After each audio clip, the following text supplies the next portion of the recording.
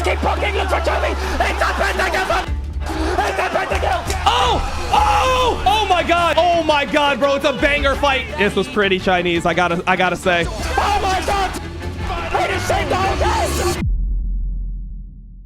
This coming weekend, reigning world champions and 4th seed from the LCK, the legendary T1, will take on the 1st seed from China, BLG, in the 2024 World Grand Finals. In this video, we're going to be covering the highlights of every game in the quarter and semi-finals that have led us up to this point, so you have a better understanding of where each team stands going into the Grand Final this weekend on the 2nd of November. Oh, and also maybe covering some stuff you may have missed. Of course, every matchup and every game will be timestamped in the video timeline below for your convenience, so if there's a game you want to watch, you can skip straight to that. Today's coverage begins with LNG and Weiwei in the first game of the quarterfinals. At 3 minutes in, Weiwei employs split lanes, putting Ashe top solo while Crisp heads mid to cover. As 4 members of LNG push the bottom tower and Evolve Nah Breathe TPs in to collect resources, and the first play of the game begins. Tarzan's on his way, Breathe in, good wallop, triple stun with the Mega Nah, LNG thinking about the dive, Breathe dives back in, the damage going down onto Crisp as he's able to dash away, suppress on Gala, will lock him up onto the tower, and we've got a pause. Following Crisp falling to Weiwei, we have our first pause of the final series, but it doesn't last long and Zika falls to Breathe and Hung finishes off Tarzan. We can't quite see it on our screens as of yet, but we'll jump back down into the bot lane. Zuka's very low as well, he goes down, it's 2 for Weibo so far. Weiwei trying to trade back onto Tarzan, Hung takes the kill. Breathe able to get back to the safety of the tower, but in the end it's a 2 for 2. LNG turn attention to Grubs and find Weibo stuck between decision, but a pick isn't going to deter each team from fighting for the neutral objective. They've gotten the first grub. Breathe is about 50% HP.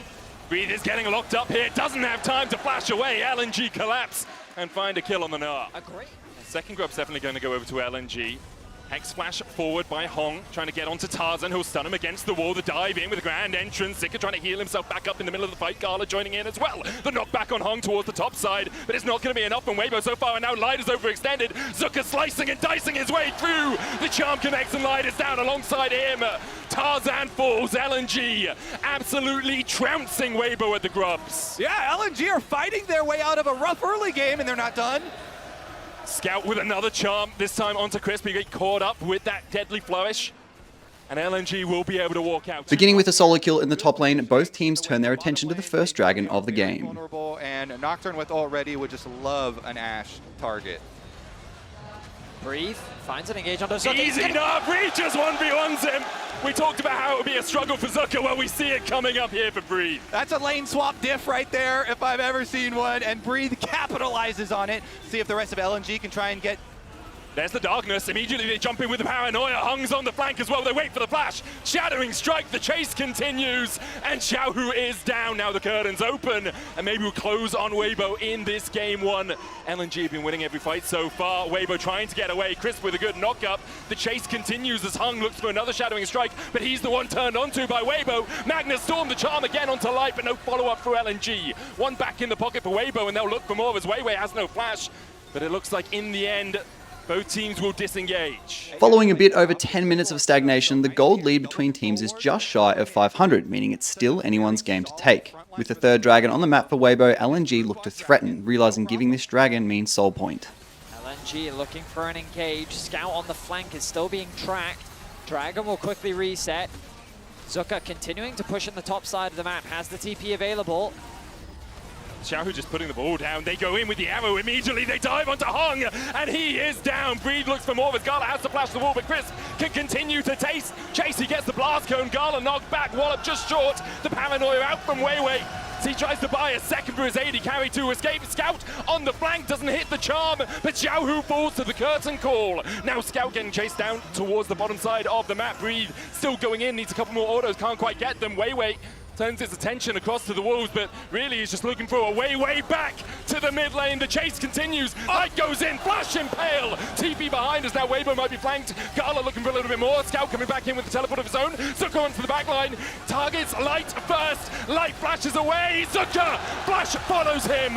And now Breathes running for the hills. The engage onto Tarzan. LNG somehow turn the fight around. With Baron the next main objective for both teams, a battle for vision begins, and this always means the first team to overstep is gonna suffer. Crazy. Yeah. Because based on how this game has been going, You shouldn't... Oh, arrow. Onto Hung once again, doesn't have the flash to escape, charmed up, knocked into the wall, Weiwei dives on the back line. The paranoia is doing so much work, and in the face of darkness, there is no light. Scout gets the kill, it's a double for him, double impale coming out, but Scout still has 2 charges of the Spirit Box. Tarzan gets 1. In response, LNG trying to turn this fight in their favors, and they'll do exactly that. Recognizing that LNG have to attend Dragon first or give vision for Soul, Weibo pounce on an open Baron. Because LNG are trying to take the fight around the Baron, but that Baron's going to be gone before they can really begin it. The paranoia comes out, TP is being invested as well by LNG. Quickness, the charm going on to Weiwei as well as he dived in with that paranoia, but Ishtar's impact is enough to get Tarzan out. LNG might turn now towards the Dragon, but they wanted the fight first. With Weibo employing the power of their Baron to the base of LNG, Hung looks to cut off their escape with a flank, but a clever mark from Tarzan means both teams are about to have to commit. Do or die. Who are still looking for some sort of flank position. Hung is in the river, he's a mile away. He's basically in Spain with how far he's away from the rest of his team right now, looking for that flank. He's going to be marked though by Tarzan, and Hung will realize he doesn't really have a way in here. Weiwei though does with the paranoia, diving onto the back line, but there's no damage to follow him up. Zeka trying to dive in and get the damage down onto Breathe, who somehow still survives. Zeka down! Weibo collapse, it's 4 for 0 in favor of Weibo. Weibo in control, they'll go 1-0 up over LNG. With the first game of the finals going to Weibo, Game 2 kicks off with a play in the bot lane led by Zika on his Jax. Level 3, but now he wants to make a play. Chris flashes away. Zika does have a flash of his own. The handshake flashed away from Tarzan, trying to get in with the bandage shots, but he's going to be stunned up with a shield of Daybreak. Tries to flash the Zenith Blade, but can't escape it. First blood to LNG, and they're looking for more. Chris has no way out. He's put in the dirt by Zika. As LNG takes the first Dragon of the game, Tarzan looks to cross-map, but is collapsed on by the LNG topside, resulting in an ensuing 2v2. Sad mummy, but can't get away from the counter-strike. The chase goes in as well, and maybe his fate is sealed, but the knock into the wall, into the all-out will pull Scout back. Is not quite enough damage, and Zika takes the kill on Tarzan. In the end, LNG get 1. Following the topside play, LNG aren't taking the foot off the gas and turn their attention immediately bot lane, but some absolutely magical micro from Light averts disaster. Just check this out. Man, Breathe is not going to have a good time in that lane for the next while. Gala surviving by himself on this bot side, has a CS lead, an XP lead over Light as well. Crisp has to burn the heal because Weiwei's on the chase, as is Hung. Flash Glacial Prison, it's cleansed away. The arrow goes onto Hung as well, but he can flash. Zenith Blade, dodge, Light's movement.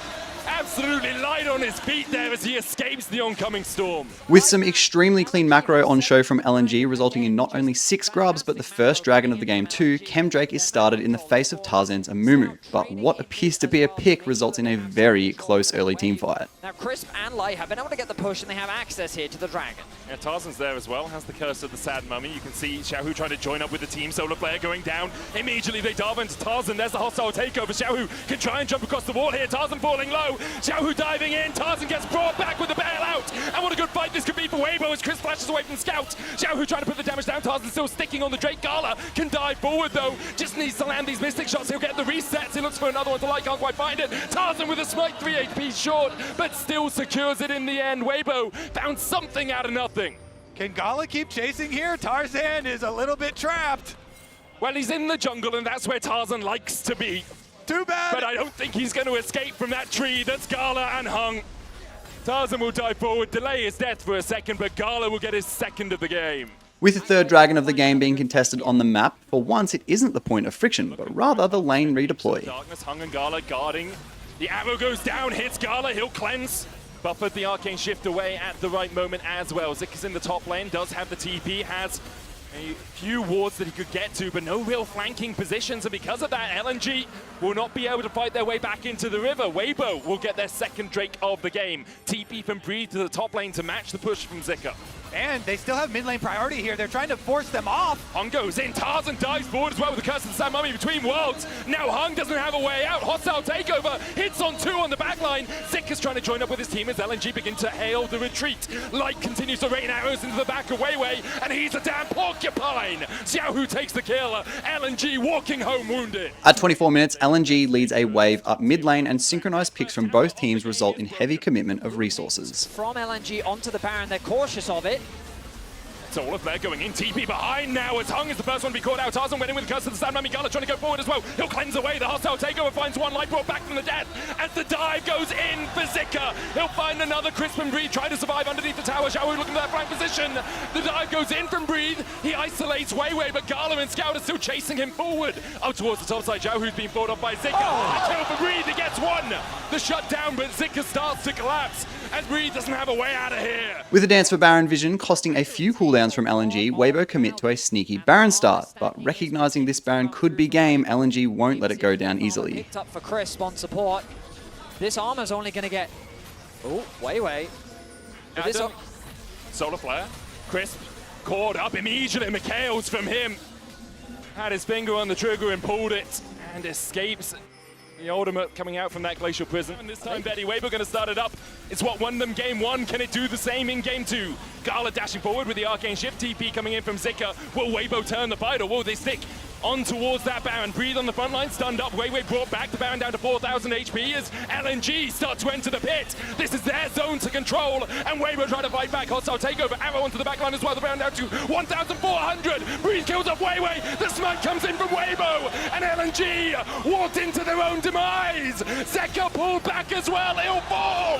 What a fight from Weibo, and once again, it's the Baron that does it all. Weibo choose their moment wisely. They draw LNG in, they get the smite on the Baron, and they get the team fight. Just watching Weibo's Baron shredding open the map, a response is needed from LNG, and respond they do. Almost 4 for Xiaohu and LNG. How are you going to defend? Scouts off in the top lane. He's doing reconnaissance, but I think his army needs him back at base right now because the base is beginning to be broken by Weibo. Inhibitor tower in the bot lane has fallen. Scout, you're going to come back, mate. You're going to join up with your team. The tier 2 in the mid lane's gone down as well, and Weibo continued the advance. Scout, perhaps you need new instructions from your admirals, because right now your Nexus is falling, and all you're getting is an inhibitor tower. Now Scout TPs the Nexus tower, the second one. The target, curse of the Sand Mummy onto Zika on the backline. He's going to pull the sword as well. Between worlds go LNG. The pullback by Breathe, and Hung is hung out to dry by LNG. Zika dives in, a great counter strike. The re-engage coming out. Gala untouched. It's all on Gala alongside Weiwei and Zika to really turn this one around. LNG holding on to hope, but Gala's down to the twofold hex. And Weibo, only Xiaohu survives, but they've broken the base open. Following the defense from LNG, Mountain Soul is taken as a prize, and the game hangs in the balance. But with the next Baron spawning and both bases wide open from sieging, this next Baron will surely lead to the decider.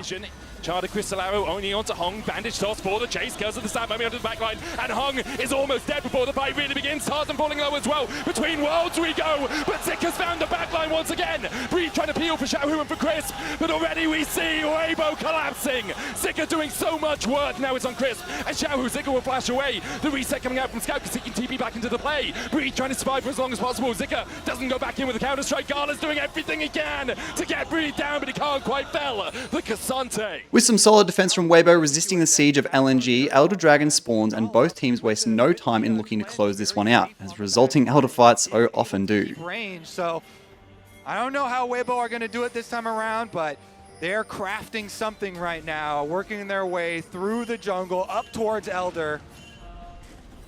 Tarzan just walking into the pit, TP coming in, Zika looking for that flank, has the GA. Xiaohu takes a Mystic Shot and takes a quarter of his health.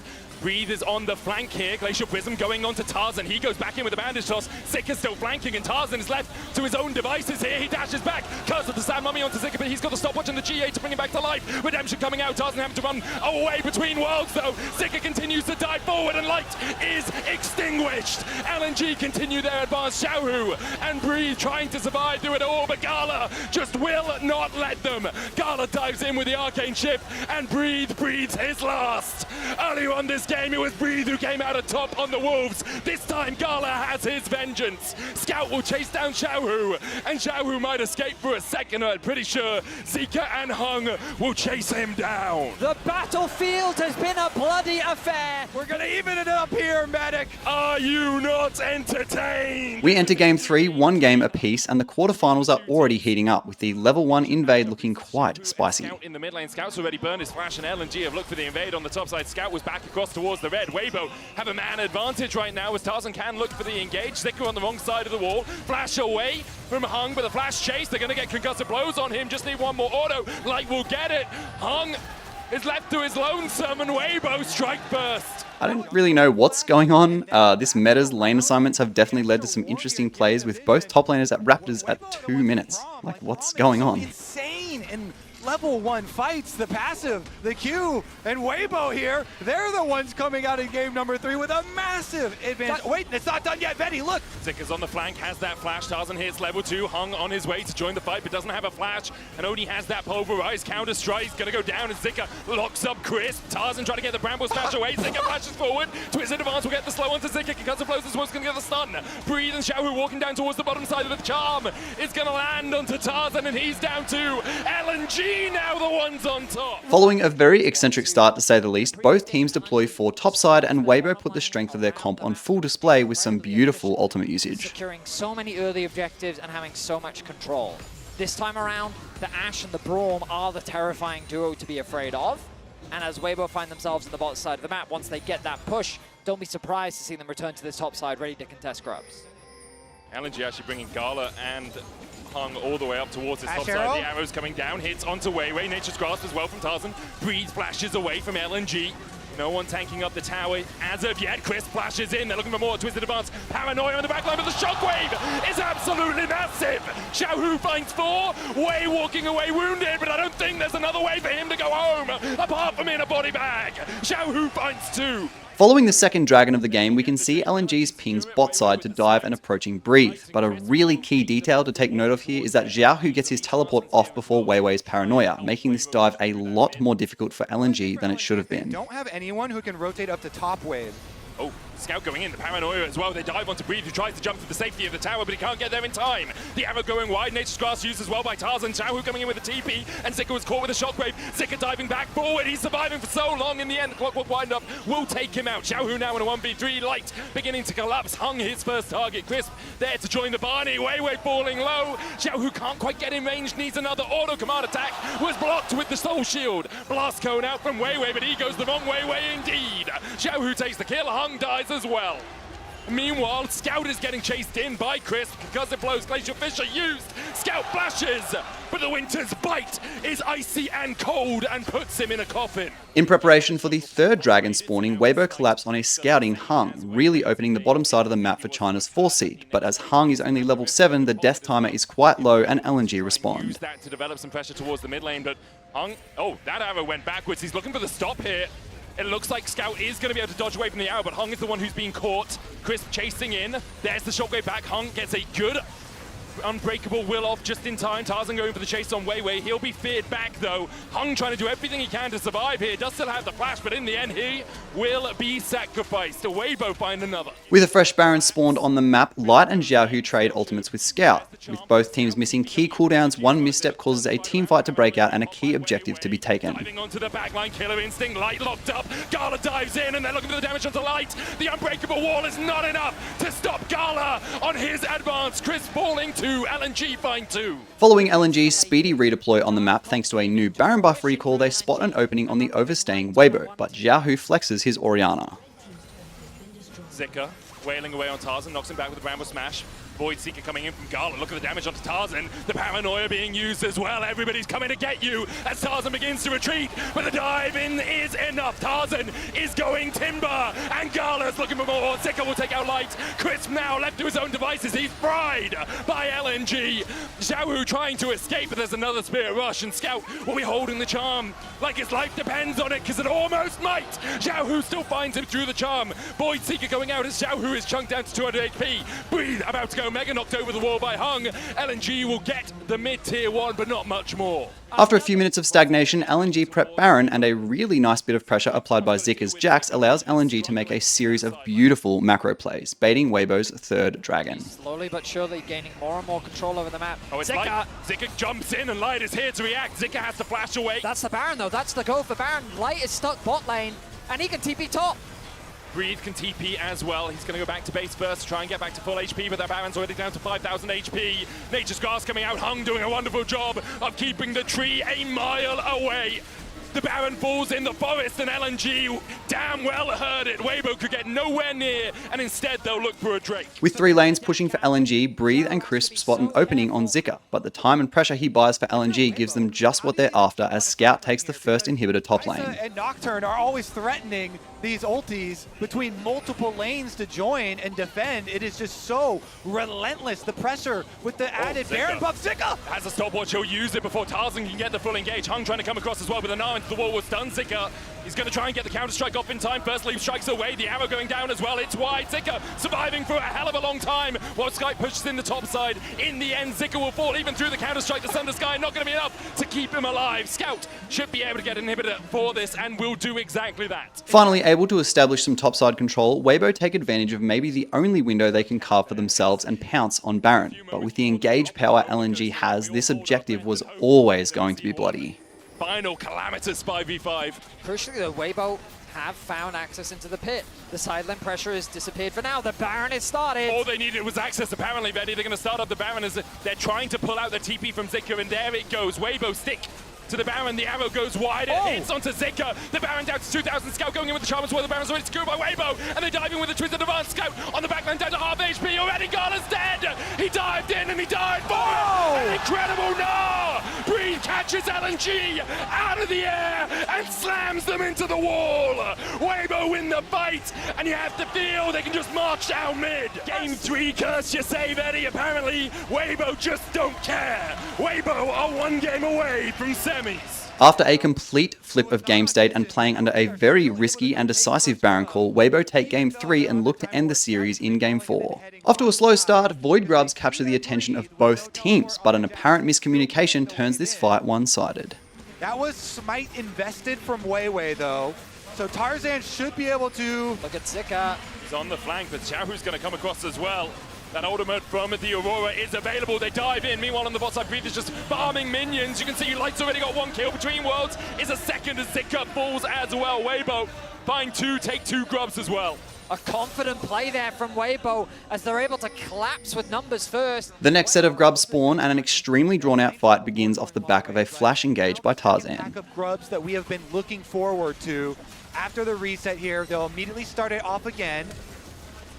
Engage going in as they look to try and catch out Hung. He'll only land the dredge line onto Tarzan. Hung tries to flash the wall with the Trisha Rush, just going wide. Crisp is going to chase him down towards the bottom side, but LNG won't really care that their support is being chased out by Crisp. The Titans rush for a little shield into the dredge line. Hung still surviving. Crisp has to flash away, and Weiwei's on the chase, collapsing in. Crisp still finds him. Crisp trying to dash back to Xiaohu, will escape for the moment. The grubs as well. The prize for Weibo. Scout looking for a little bit more up towards the top side. Weiwei now locked up between 2 worlds, and Gala trying to put the damage down onto Xiaohu, but he can't hit what you can't see. Xiaohu finds another. Scout was unable to find anything on the top side, and Weibo will get 4 grubs. With Dragon in 1 minute, Weibo prep bot side and pincer a lone Zika and Weiwei, which causes heavy resource investment by both teams. Trying to teams. play off their advantage.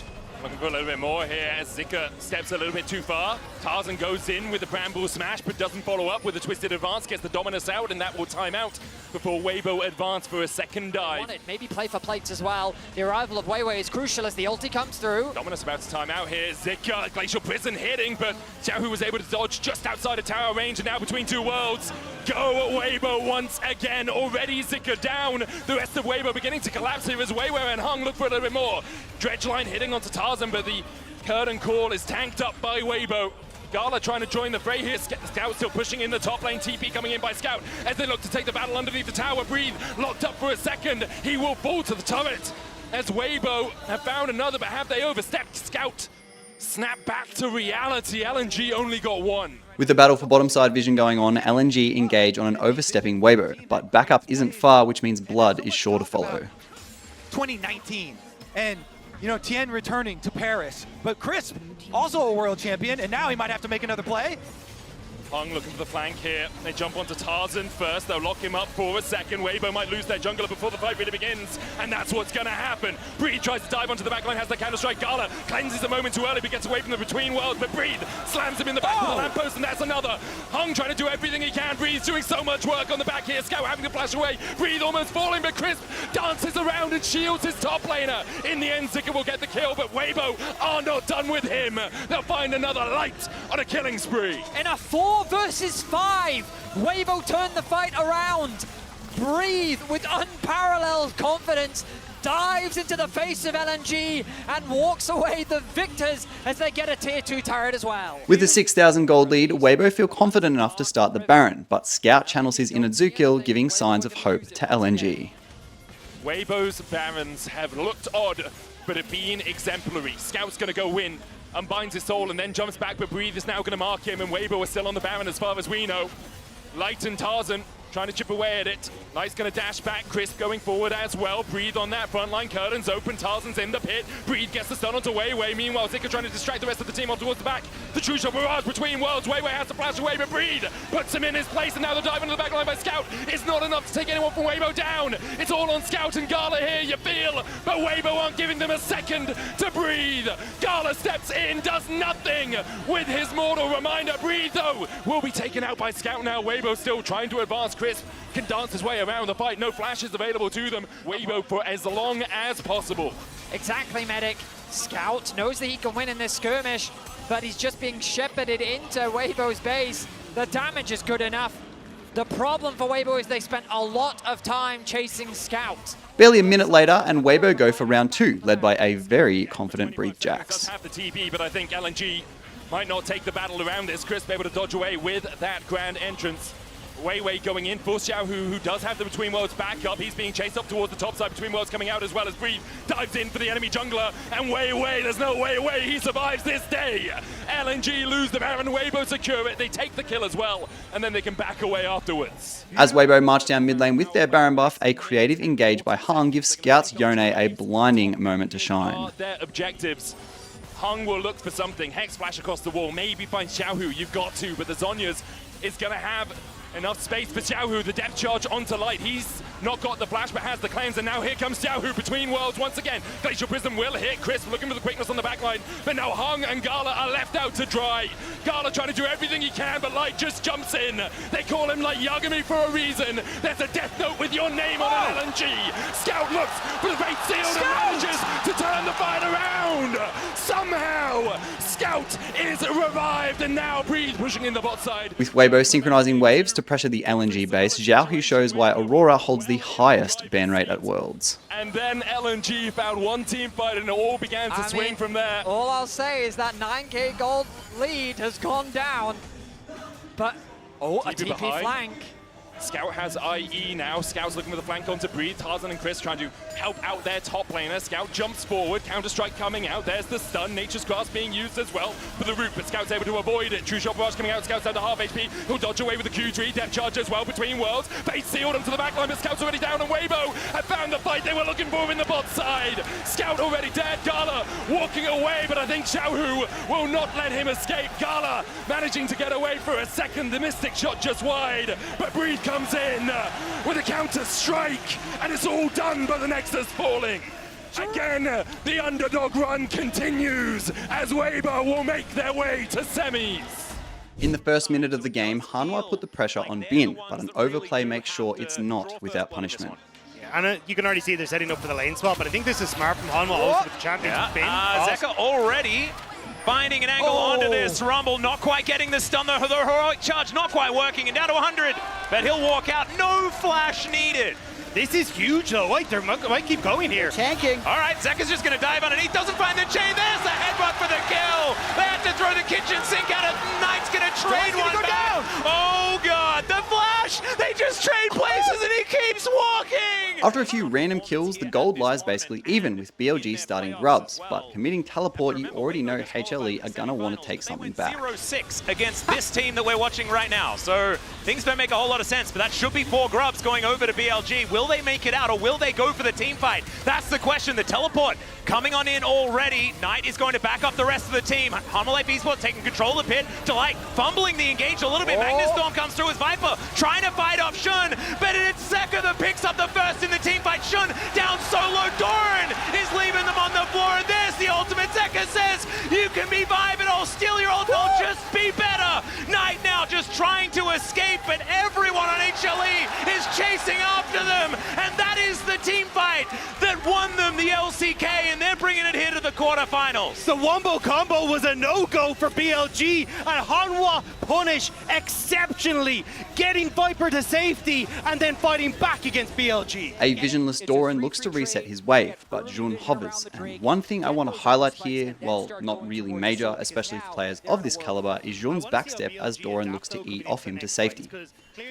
With how close Doran was to living, these micro inputs from Jun would have been the difference between him living and dying here. BLG can actually manage to close the distance, especially with Peanut on this Poppy, but maybe Doran is the new target for Shun. Yeah, if in doubt, gank Doran seems to be something that a lot of teams have caught on to as he's going to flash, looking to try and escape. This one gets underneath the turret. Now the Vault Breaker comes down. The Harpoon is going to skewer him. So there's one back for BLG. After a pretty slow mid-game, just a couple of kills here and there, the gold lies mostly even, with both teams posturing for Baron control. With a string of coordinated abilities to engage the fight, both teams are left limping, and we can see our first minor gold swing of the game. 3 years or thereabouts. I think Oner has had some of the better recent games, but Poppy was always just that, Peanut was always just that guy that's been able to make this champion do some amazing stuff, but hasn't really been gravitating to it more recently. It's good to see it as there. Speaking of which, heroic charge, and there goes Knight. Blink and you'll miss it, and the Ahri is just dead. Now Shun's gonna phase check. It's Zeka that finds him, and he's just dashing around, making sure the enemy jungler cannot get into this Baron pit. And I think with just one pick, they'll be able to take this Baron after one ultimate takes them a dragon. Will we get another team fight? The answer might be no, unless BLG find an angle here. There is a two-man Magnetstorm. They're off the Baron now as the bullet time does barely anything. Equalizer is gorgeous, but the Baron goes over to HLE, and I think that they should be able to disengage with just a little bit of stake left on the ground. Is on. Are you by yourself, buddy? He should be taken down. It's the ultimate from Peanut. Says, all right, we'll just take two of them. Set up the kills as Elk goes over the wall. Doran almost just dies as Zeka has to flash to get himself back into the Baron pit. And now I think that disengage that I was calling for, 20 minutes ago, is going to happen. The ability of teams to recognize picks this Worlds tournament has been insane so far, and Disengage is a real showcase of that. But not a lot goes unanswered either, as Delight hits back with an engage of his own. And just passive gold, that there's actually not a big lead here. They even cleared that wave pretty easily. 1/3 of the mid turret being down at 30 minutes. And good reaction there from Peanut, but he's not going to be able to react to the charm. They managed to lock him down to the bullet time, getting a fair bit of value, but the pulverize is huge. Delight knocks off 3, and the rest of HLE will knock the rest down. Ben is told to leave. Viper chasing him out at night, and his top laner are the only ones left alive unless Viper has something to say about it. He gets underneath his turret and gets out, but man, that was looking like it was going to be BLG, and Delight says no. With Soul Point on the table for HLE, BLG tried to contest with an unfavorable map state, but trying too hard to force plays doesn't end well versus Korea's best. Nothing in this at all, but it's now Ocean Soul on the table for HLE, and BLG do not want them to get it. 10,000 damage goes fast on that Drake. BLG has to rush this play. Yep, Zeka on a flank angle now, clearing out vision RBLG. They are in the fog of war for the moment, but can they actually get here in time as Shun nowhere near the pit, and Peanut's going to be able to lock that one down. Now Zeka dives into the backline. Knight out of there with the Spirit Rush, but so is Zeka. They're able to take down the Horse Lady before the fight even really starts, and there is another 1-2. Shun's just taken down. The Rumble gets one, but it's Viper that's laying down the Mystic shots. He gets a double, but who cares? It's an ace for HLE. With their bottom inhibitor down, BLG are torn, having to balance the pressure and entering a completely dark jungle where Baron awaits, and also a very bloodthirsty Hanwha Life. Once again, and BLG looking to try and set up their 6,000 gold behind, and it's an Ocean Soul as well as Peanut. He comes out, there's another two-man pole. There goes Knight. He just doesn't get to play the game here in game number 1. The bullet time actually getting some value, but they just sidestep it. Bin not allowed in, not allowed to do anything at all. That equalizer is still up and available from the death chamber as Doran somehow almost surviving. It is going to be the Gnar falling, but it's HLE that'll march towards the Nexus and look to close game 1. Using the broken inhibitor from earlier, Hanwha Life close out a very clean game and look to carry momentum into game 2. But with a string of top ganks onto Doran, BLG show it's still anyone's series to take. The Ignite to go down, sending a message there. As the Doran sidestep from Bin is gorgeous. Shun's going to turn up. Doran knows that he's just dead. He misses the boomerang, doesn't get the auto. And oh dear, we've seen this Doran before, and it's not the positive one. After the first Dragon of the game over to BLG, both bot lanes transitioned topside to contest Grubs. But in another very resource-intensive fight, Knight's Yone shines. They did just get Malignance onto the Ahri though, so that might be the item that gives them confidence. But with Locket on the Sejuani, BLG is so strong right now. Yep, teleport immediately coming back. The Rumble on the bottom side of the map is giving HLE some sort of confidence here. As On's going to get tagged. There's a headbutt pulverize.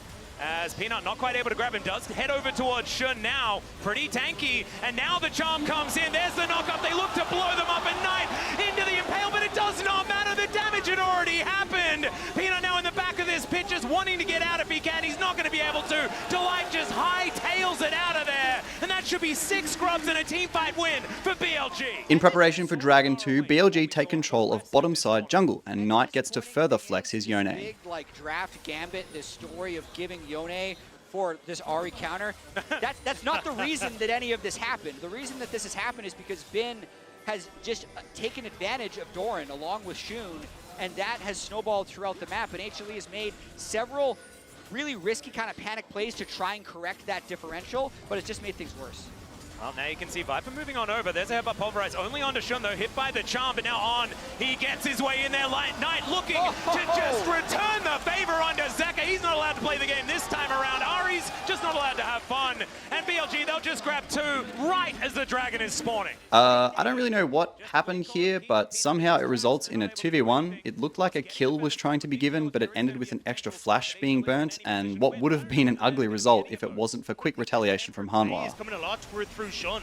Question marks why he was brought back into the team, but against G2 he's showing up and now again. Oh, the equalizer does go down, but Zeka is here to try and defend Doran still. It's just going to be a kill in the 2v1, and Ben's looking to scrap shield as well.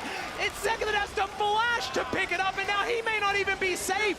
Knight and Shun making their way up to try and get revenge for their top laner, but it's already a 1-for-1. The ulti's going to connect now. It's in melee range. I don't think this Ahri's going to have a very good time at all. Spear Rush comes out, but caught by the knock-up. As Dragon is once again prepared for, Hanwha look to try and contest space, but BLG's team fighting coupled with a sizable gold advantage puts the pressure on. Still haven't seen an honest 5v5 team fight just yet, and we may not for the rest of this game. There should be nothing to force BLG into doing it, as now headbutt pulverize. He's going to connect on to Elk. Blade Caller comes through. Delight with that ultimate running is looking okay, but there's the red carpet put down. Doran, can you get to the Mega Gnar? That's the question, but already the fight might just be over. The Gnar only one, even though he was surrounded, and it's Knight that collects another kill. 5-0-1. Off the back of this fight, instead of taking Infernal Dragon, BLG prioritized towers, but Hanwha recognized this as an overplay due to BLG's lack of cooldowns and look to pounce. I think we've learned that from society, but it's definitely present in this game.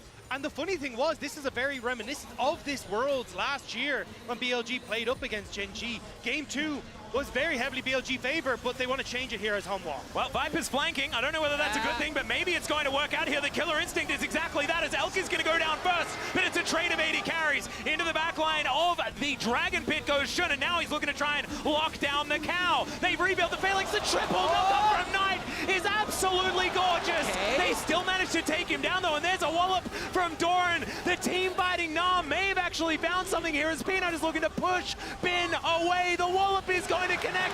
What is happening? This should not be happening. As Hanwha take a breath on their reset, BLG show they're still in the driver's seat and rush a very unexpected Baron, winding the recovering Hanwha. On the redeploy, Knight oversteps, but it still leads to the Hanwha base breaking. It was just a big red herring. It did feel a bit herringy, yeah. Yeah, interesting, because you're right, the gold lead is probably bigger now Yeah, I think than it was before the fight. Especially with this inner turret going down, as you can see with that Rebel Baron power plate, that will extend to about 2k. 2.2, in fact. There's now some defense of these inhibitor turrets going to have to come on through. 4 members in the mid lane, though. I don't think they're saving that one, as Knight is probably dead. The flash has to be used. There's a max range impale. It is going to be the turret going down.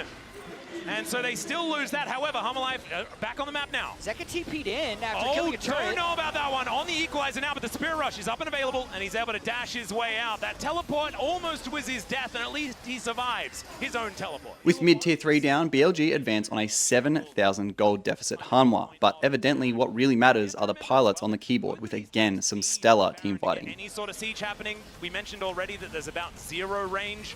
And so sieging these turrets ain't great, but there's a pulverize onto 2.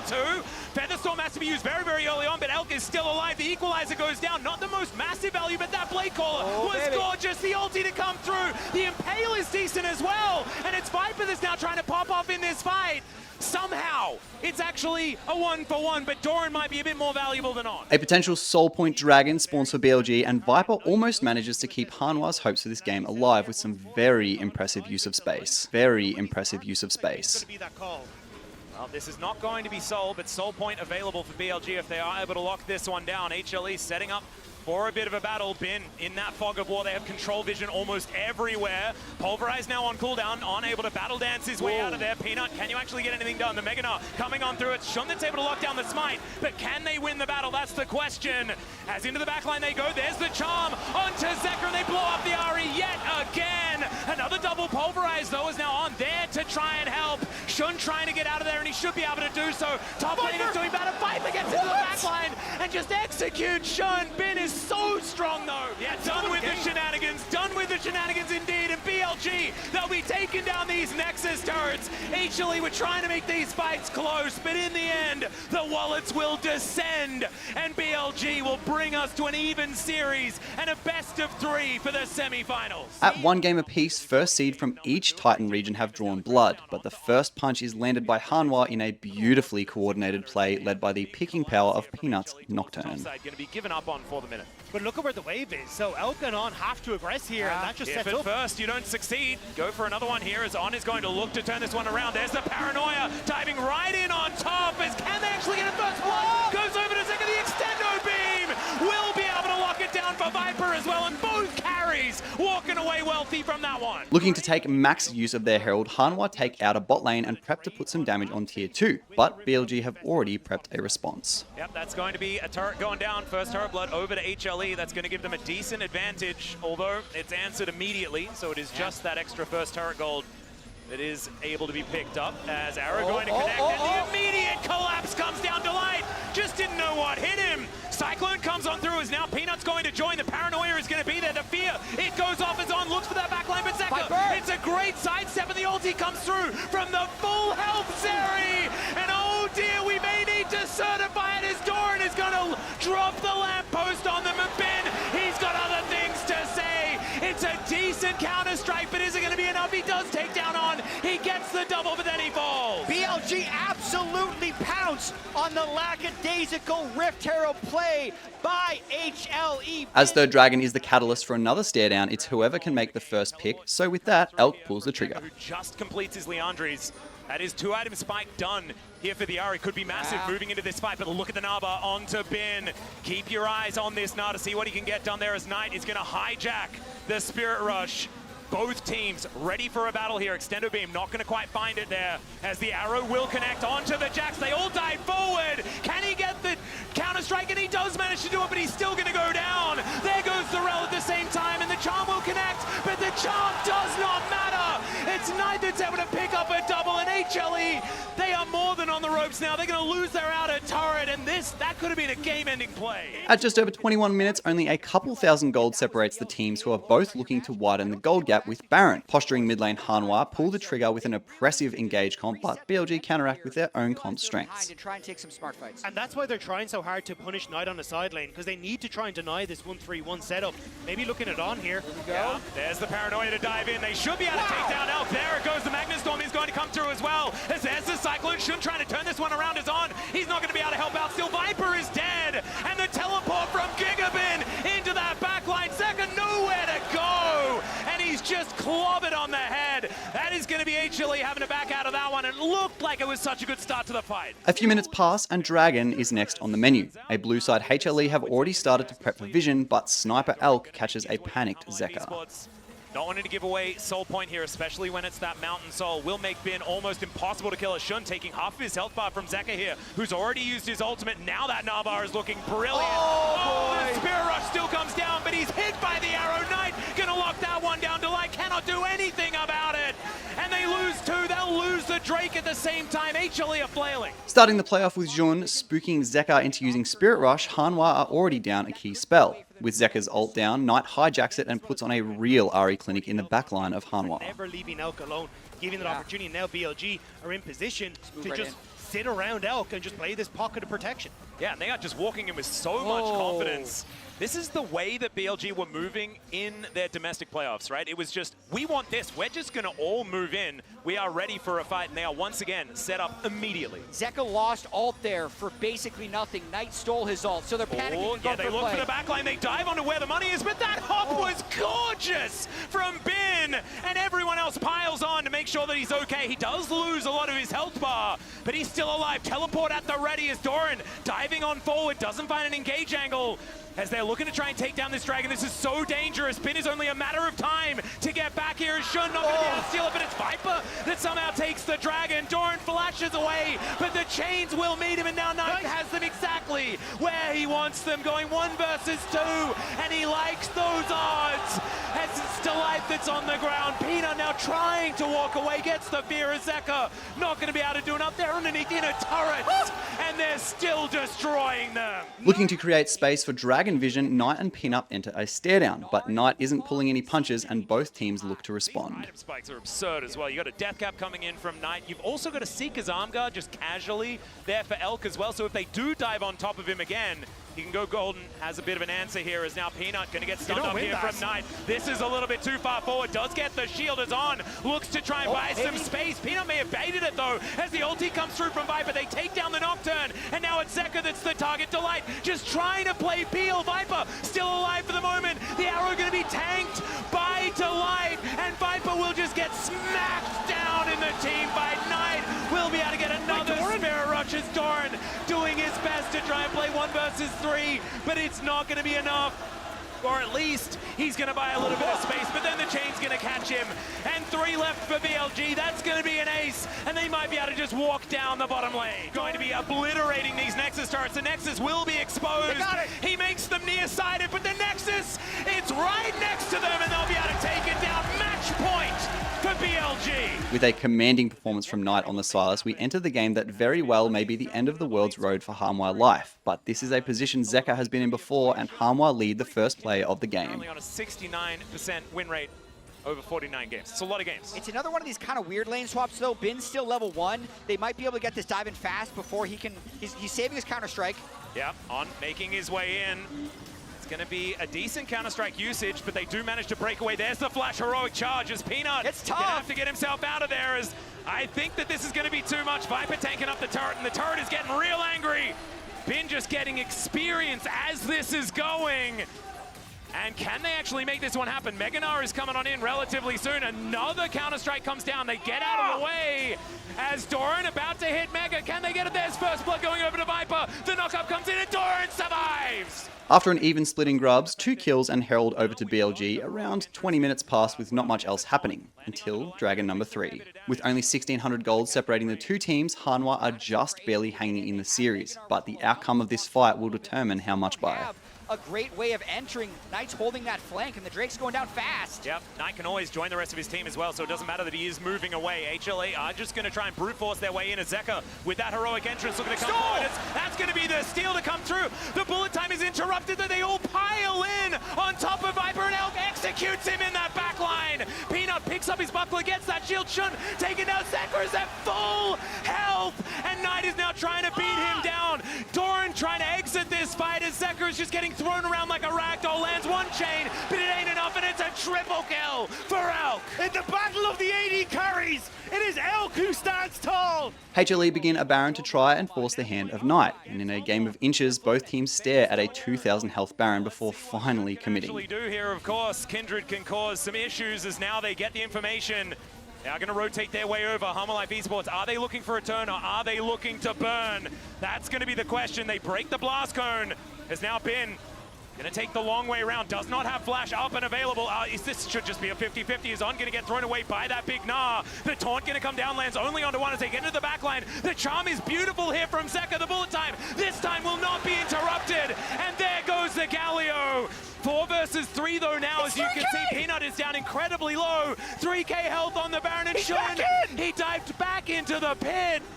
Viper still so incredibly healthy as in they go onto the Lamb's Respite. The Baron is included in this one, but it's kills now. Shun is dead, and the Baron is over to HLE. They'll wipe the fight. They get the Baron. Hanwha cling to the last of their Baron and begin the Mountain Dragon with a commanding 5,000 gold lead before we see one of the coolest synchronized plays I've ever seen in pro play. Just check this out. Now Zeka, with that heroic entrance up and available, they are on the Dragon now. Good flank angle here from Bin, looking to make his way forward, but they're spotting it. They know what's going on. BLG do grab control of this Dragon though. Bin's behind them. Yeah. They have no vision. They don't know where Bin is.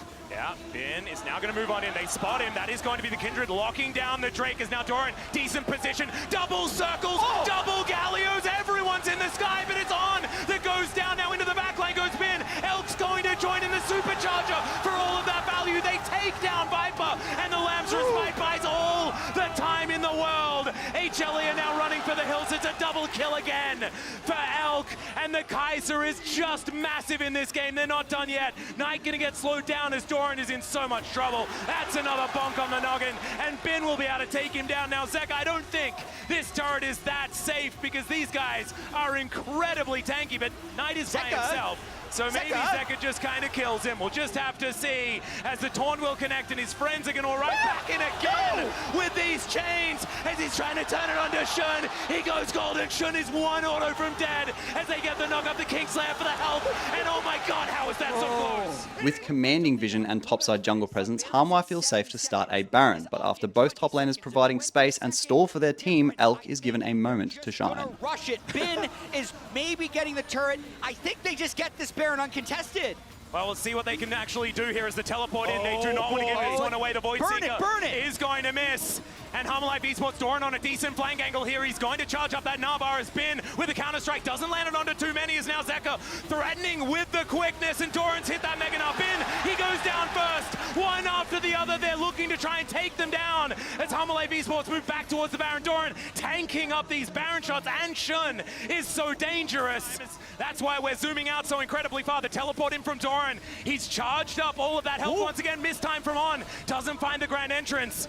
The Baron once again going down. Shun, good position, dives towards Delight. Delight is going to be okay for the moment. Decent grand entrance is going to connect there as now Peanut gets that heroic charge into the wall. Knight going to take down Delight. They trade these supports as Viper in the Baron pit gets a full channel. And Knight is buying so much time. Elk is also so incredibly strong. It's another one into the wall. The Lamb's Respite to keep them alive, but another set of knockups. This time from Zeka and Elk. Can you do it again? Is he going to find it? The chain is going to miss. The GA comes down. He takes out Viper. This is one. Elk is going to dive and he saves the game. The double lane he carries never really left Worlds. BLG are fighting, firing, and shooting on all cylinders, but it's only getting us back to bloody square one. BLG force a Drake start, threatening Mountain Soul, but a lost fight here will surely cost either team dearly. Down for Knight does not matter. Heroic entrance going to be there. There it is. But On is immediately dead. Now Knight in an awkward position, but Bin with that counter strike. It's the ulti to come through from Zeka as well, but already Viper is out of this one. Elk is going to be traded. It's even footing now for the start of it as Peanut's down incredibly low, but he runs pretty quickly, and it's Doran that's going to go down first. Giga Bin is now amongst it. He's the one that has to carry this one through as Delight running the wrong direction, and it's once again Zeka against the world as Delight is trying to canter his way out of this one, and he might be able to get that flash off to escape as the rest of BLG he's trying to buy time. Chasing him down. That's going to be it. The Dance of Arrows comes on through. And there's nothing that Zeka's going to be able to do about it. This should be Mountain Soul for BLG and maybe a game-breaking win. With BLG finally in the lead, they pressure the Hanwha base with Baron and land a blow that's going to be hard to recover from. More Void Seekers going to be connecting here from Elk. And they are really starting to hurt. Knight going to finish off this inhibitor because we know he can just heroic entrance to try and find more. HLE, you have to fight now if you want to try and keep your world's dreams alive. This is it. It is do or die, and BLG, they can sense a rematch with Weibo. Decent interruption there as Bin can't come on through, and the channel of the bullet time is good, but Zeka kind of whiffs the heroic entrance, and BLG just stand back. They play patient, and they remove the last inhibitor, and they're now looking for Nexus turrets. So many buttons now on cooldown for Hanwha Life Esports. I think they've run out. Now, despite not having very many marks early on, he has 7 at this point in the game. And he can shoot them from so incredibly far away. One Nexus turret stands in the way. Trying to walk it in. Between BLG and another date with Weibo in a best of 5. And they're pretty good at those. They're now going to dive in, looking to finish this one off. Already the turret is going to be taken down. Peanut finds a decent ultimate. Yep, that's just the Nexus rush. That BLG. They'll take down LCK's first seed and move to semifinals. And for one of the series everyone's been hanging out for, China's Seed 2 top esports take on reigning world champions Seed 4 from Korea, T1. The first play of the series sees Faker and Creme skirmishing mid lane, but as both teams try to help, the play goes awry. And we're seeing the junglers actually flash on the Raptors here as Tian is trying to get his channels off, but there's no way you can channel with T1 members in your face. Such a difficult situation to be in. Creme playing with a lot of confidence here, but the sustain from Zion is decent. Keria on the way up. Drops a little health back to keep Baker standing. But Tian, that's a flashless Ivern. Oh, he's going to get taken down. TES look to dive Faker as T1 answer with a dive bot lane. But as Faker struggles mid, 369 all chats tabby dev. Right now, but 369 is getting a giant wave pushed in. Baker might be the one in trouble now as Meiko moves in. The flash forward, the Zenith play not going to connect. Now the ulti coming out. He's not going to be able to knock Tristan away. Creme walking away, standing. Good dive, but the response on the bottom side. 369 needs to back up. Permafrost, perfect layering on the combo, but 369 is still living. He has the wave as well. Zeus wants to go back in for the hookshot wall dive. Adaptive defense is fading away. Red buff ticking. They're on the way! TES incoming. Zeus, there should be no way out of this one. The recall. A hope, a dream, the flash as well. Maybe a bit ambitious. Meiko! He doesn't know! He thinks he got out! The genius play! A perfect use of fog Are you of war! kidding me? Secret Agent Zeus! With the kills and gold really close for the last 20 or so minutes, the Aggravator Baron pulls both teams together. And as we've seen in worlds past, T1's bot lane on the international stage is something else. There they go again. Here is the force. Willing to flip it, know that they have to, desperate to find the fight. They've already given up a tower, 650 gold, the cost of admittance to even get in this pit, delayed a bit. There's the TP. TP coming in from Zeus as well, grouping as 5, one angle, TES, can they find this one? Eyes on the ultimate of Jackeylove and 369. Daisy already falling away, however. T1 getting in just enough to bait them. Beautiful cosmic binding, follow-up, the equalizer stolen away. Oner immediately gonna follow. TES peeling back, but they're running out of space to maneuver with. Now the turn back, the bullet time, an equalizer of their own. Ulti coming in, Jackeylove about to fall. Keria going over the wall, it's a little bit over-eager. TES still standing, Jackeylove still standing, double lady carry. But Baker in the clutch, the arm guard, he goes golden, he buys a moment. Tian perfect timing, but it does not matter because here comes Guma, baby. Stop it! Coming through, T1 takeover. T1 with the patient team fighting. They run them off the Baron, and they're gonna run straight into the base. In a last-ditch attempt at getting back into the game, TES rush Baron on the reset of T1. But is it enough? Right back to the Baron. They know this is desperation. If they lose this fight, they lose the game. There's a wave in mid lane that has not been tended to. Zeus coming over the wall. Immediate stun. 4K getting lower. Bullet time there. Beautiful Bard ultimate. Zeus now going to look to follow through. The damage. Cosmic binding is clean. Jackeylove down. Baron down. T1 get the fight. To get the Baron. They're looking to take everything from top esports in game 1. Oner does it again. He grabs the Baron, and T1 are going to chase down every single mammoth. Not Creme, not today. Following the last Baron wipe, T1 take all 3 inhibitors, Dragon Soul, and march towards the last standing Nexus tower of top esports base. They don't do that. They lose soul anyway, so they had to take that Hail Mary, but T1 again. It's triple in it. Baron is still up for another minute. Look at that. Poke damage. This gold lead insurmountable. The stolen equalizer doing more than even 369 could. Zeus walking up, hitting the tower, taking their time. T1 sights on the objective. Now taking the fight as well. T1 from start to finish in control of this game. 1 or 2 small hiccups, but they've been taking over thus far. Jackie trying to turn it back, a decent ultimate, but with the Nexus exposed, T1 don't look for the fight anymore. Happy to just take the game. In what began as quite a slow, even game, T1 really took the mid game and ran with it, showing that even though they finished Seed 4 domestically, they're still world champions. The game, off to a slow start, quickly leads into an all-out bloodbath at the Grubs, with the captain himself showing just how in form he is. Got there a little earlier. Keria's got great positioning, and Initial engage, Jackeylove flash forward from Oner. Response from Jackie, the flash, the arcane shift out. Well, yeah, Oner had the final auto prime there, so was desperate to get that off. Instead, it's going to waste his flash, but the damage is still done. Kiin? It's Keria. he's still Keria here. has been waiting there for about 30 seconds. Tian able to make it out. But Tian obviously has push in topside, so they have an angle to play. Jackeylove staying in the area despite not having any summoners. Oh, That's early a smite from steal. Oner. Grabbing the third grub.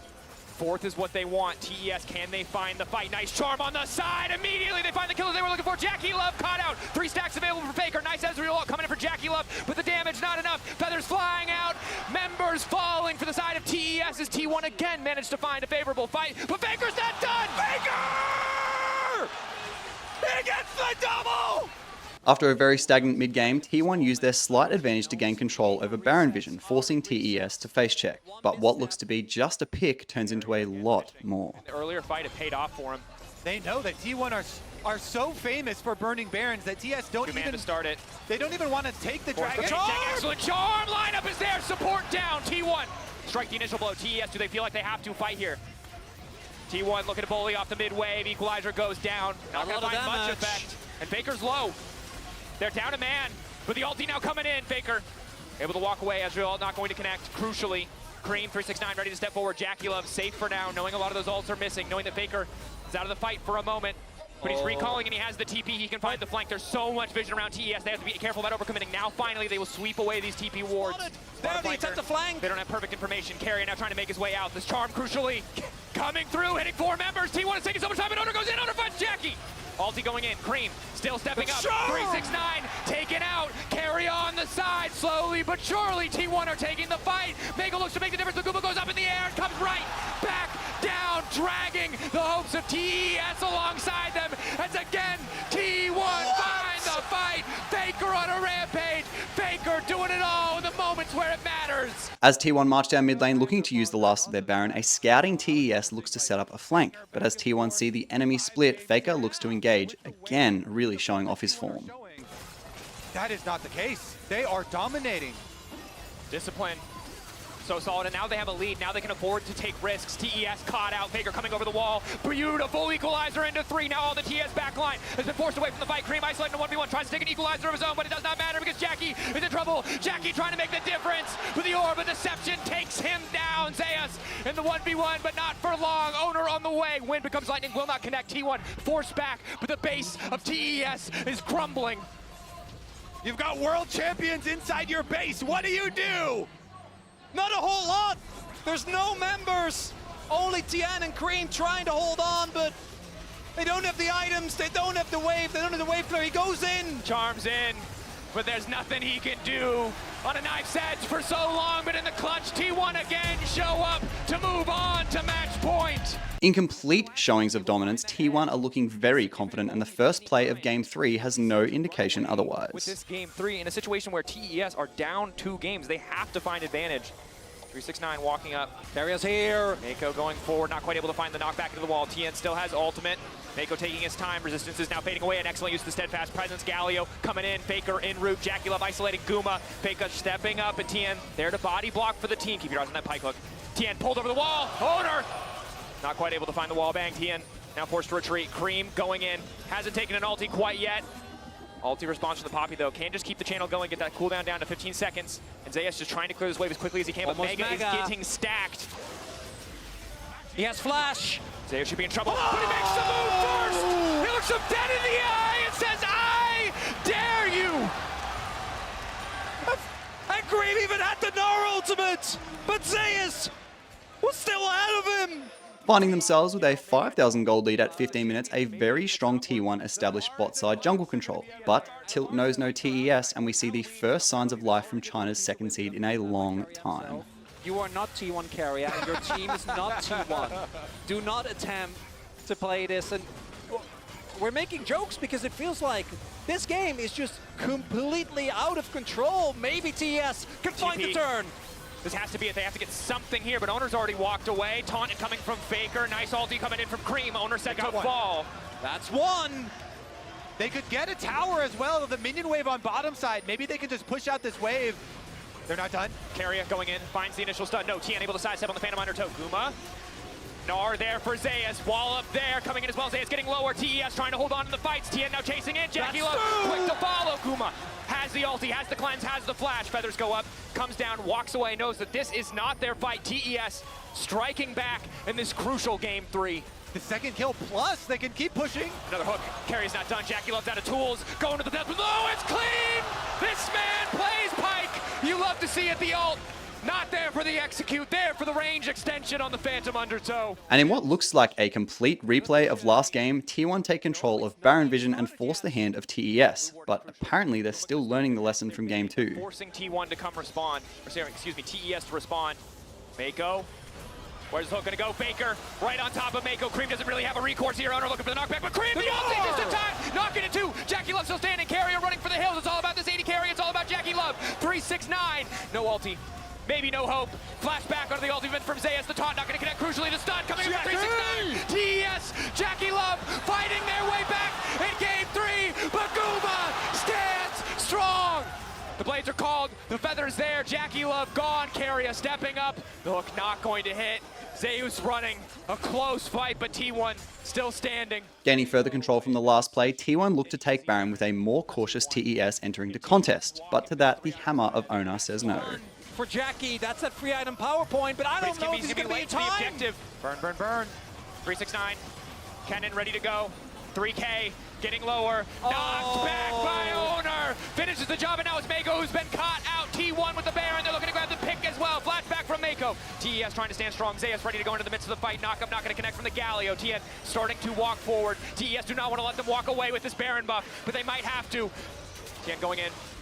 A little bit of poke going back. Jackeylove again, the AP he needs to continue to harass, but T1 crucially walk away with the Baron. After a few minutes of wave attendance, T1 spot a window and look to rush Baron, but the gold gap might be too wide for the contesting TES. Try and burn through it again. They start Oh, it's damage. just gone. Guma's not even showing that he's doing damage to Baron. He's poking at mid, now they go. The Squires is there. TP immediately coming in from 269, but he's behind the team. He's not looking to play for the flank. Objective getting burned down. Tian doesn't really have access into the pit. Two-man taunt coming in as well. Keria starting to step up, so they're going a bit wide, but it's Creme on the flank. Creme has to do so much, but the feathers are there! Oh, Gumayusi was just one step ahead. The flank denied, but the rest of TES trying to make good. Oh, what Creme put together. Baker is down. T1 just have to leave. Down over 7,000 gold, TES struggled to regain control of the map, with some excellent warding by Keria allowing the Demon King to put his backline to work. We talked about it earlier, but Keria's at the point in the game where if he missteps, he dies immediately. Hook not going to connect. Meiko's taunted. Wind becomes lightning. Fighting in the choke, though, difficult against Guma, who does so much work. Easy kill pick up. TES! Caught napping! T1 obliterate them in the blink of an eye. Is that really how it ends? Just like that? Or T1 refused to lose a best of 5 to the LPL. They add TES to the long list of teams that they have taken down. T1 at Worlds are Titans, and they move on to the semifinals. They have not done so in 11 years, and they're not planning to start it. Now, if you're ever on Twitter or Reddit, you've probably seen a lot of talk about this series we're about to watch, and let's get into why. Game 1 kicks off with a pretty standard grub juggle, and as Kiin looks to trap FlyQuest, some decisive playmaking lets GenG know North America is here to fight. Over the wall, ready to drop the equalizer if need be. TP mid. Canyon ready to start taking aggro here a little bit as the equalizer comes down. Inspired, already gonna lose half HP. Chovy jumps in, not gonna find the charm. Immediately engaged, coming up from Busio. First blood of the FlyQuest, and Chovy is down. Terrapin ulti roars over the top, and GenG has lost 2 men. FlyQuest just killed 3 of them, and they're gonna hit 4 grubs too. After FlyQuest set the precedent with their first play, GenG ambitiously looked to equalize. But is this too forced? Over the grubs and the dragon. An ulti will come through into mid. Quad's in a little bit of trouble here as Lehends jumps in. Canyon over the wall wants to try to join up, but it ain't gonna matter. Lehends is already down, and a beautiful move from Inspired, using the ulti to knock the enemy Skarner back. Now Bwipo's ready to make a grand entrance, and he's grabbing a 5th kill of the game for FlyQuest. GenG thought they might have had something, and FlyQuest check him at the door. With the third dragon spawning, FlyQuest looked to force the hand of GenG, advancing on a totally visionless map. Observers showcase the amount of darkness that GenG see. Lehends going to be the one to face check. Yeah, but Yone walks forward. Busio jumps over the wall with a combo as FlyQuest look to put some DPS into Leona, but it ain't gonna be enough. A lot of damage back into Inspired. Press and sweep to barely stay alive. Oh, and Lehends is down. Bwipo over the wall goes in for a massive multi-taunt, and Kiin's thrown up into the air. Inspired escapes the death rocket, but now they're dragging FlyQuest back. Bwipo's first to die, and Peyz continues firing, and Chovy wants another. If we look at the minimap, we notice a flanking Bwipo. Inspired recognizes his backline entry and looks to pincer GenG. That's very likely the game for GenG. TP coming in here for FlyQuest side. Let's see if they really want to make a move. Bwipo's behind them. Nice, Bwipo's Chovy behind them. using the charm, trying to stuff the engage here. Peyz wants to get away. Seraphine ulti flying over the top. Bwipo's trying his way into Peyz, but the game barely gets away. FlyQ continuing forward, but a nice equalizer from Kiin tries to stop him. Canyon shot to pieces, and Bwipo wants more. With that one pick on Canyon, FlyQ turn attention to Baron, and with some precise zoning and disengage from Bwipo, Fly widen the gap. Peyz with a super mega death rocket. There is no spirit rush, there is no equalizer. Bwipo looking to wrap around GenG as they come to try to challenge for the Baron. Kiin on the back side of the wall, but immediately Busio's going in to try to stop him. FlyQ making their move, Bwipo's into the back line. They found Peyz, but there's no follow-up. Busio's already dead, and Bwipo goes to rejoin the rest of the team. With supreme vision control, FlyQ forced GenG into another uncomfortable spot, looking to prevent Dragon Soul. The GenG squad, FlyQ and GenG still staring each other down. Keep your eyes on Lehends. The Leona is the engage here for GenG as FlyQ make their way into the bot side river. They're going to go ahead and start that Drake up. It's already down to half HP. Canyon's getting zoned out. Equalizer into the back line as Quad sidesteps away from the solar flare. Dragon still the focus coming out from FlyQ. The troll is secured. And now they're turning it right back on the Lehends and Canyon. The Leona tries to flash away, but it ain't going to work. Massu chases him down. Busio trying to keep going forward with Bwipo as they lock up the carries. They beat down Peyz and GenG falls. Chovy trying to hold the line. Solo laners versus FlyQ. Kiin and Chovy trying to hold on, but another Seraphine ulti flies out, and Chovy drops dead. Kiin pushes forward and finally claims Busio, but it's only a 1-for-1. Game number 1 is about to end. They have to ban Nunu, I think. Changeable, I think that makes sense. Oh my god! Oh my god! Oh my god, I'm gonna lose it! Holy f***, I'm gonna lose it! From GenG's side. And I mean, you got to remember, he's got the pocket pick Nunu ready to go.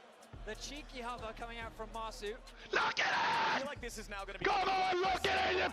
They broke it out I for the think win this against might not be a HLE. hover. I think they might be actually going to be locking it. France roars to life for Nunu. This is the biggest Nunu angle I've ever seen in my entire life, okay? If it's a losing skirmish, I swear to God, there is absolutely no losing this.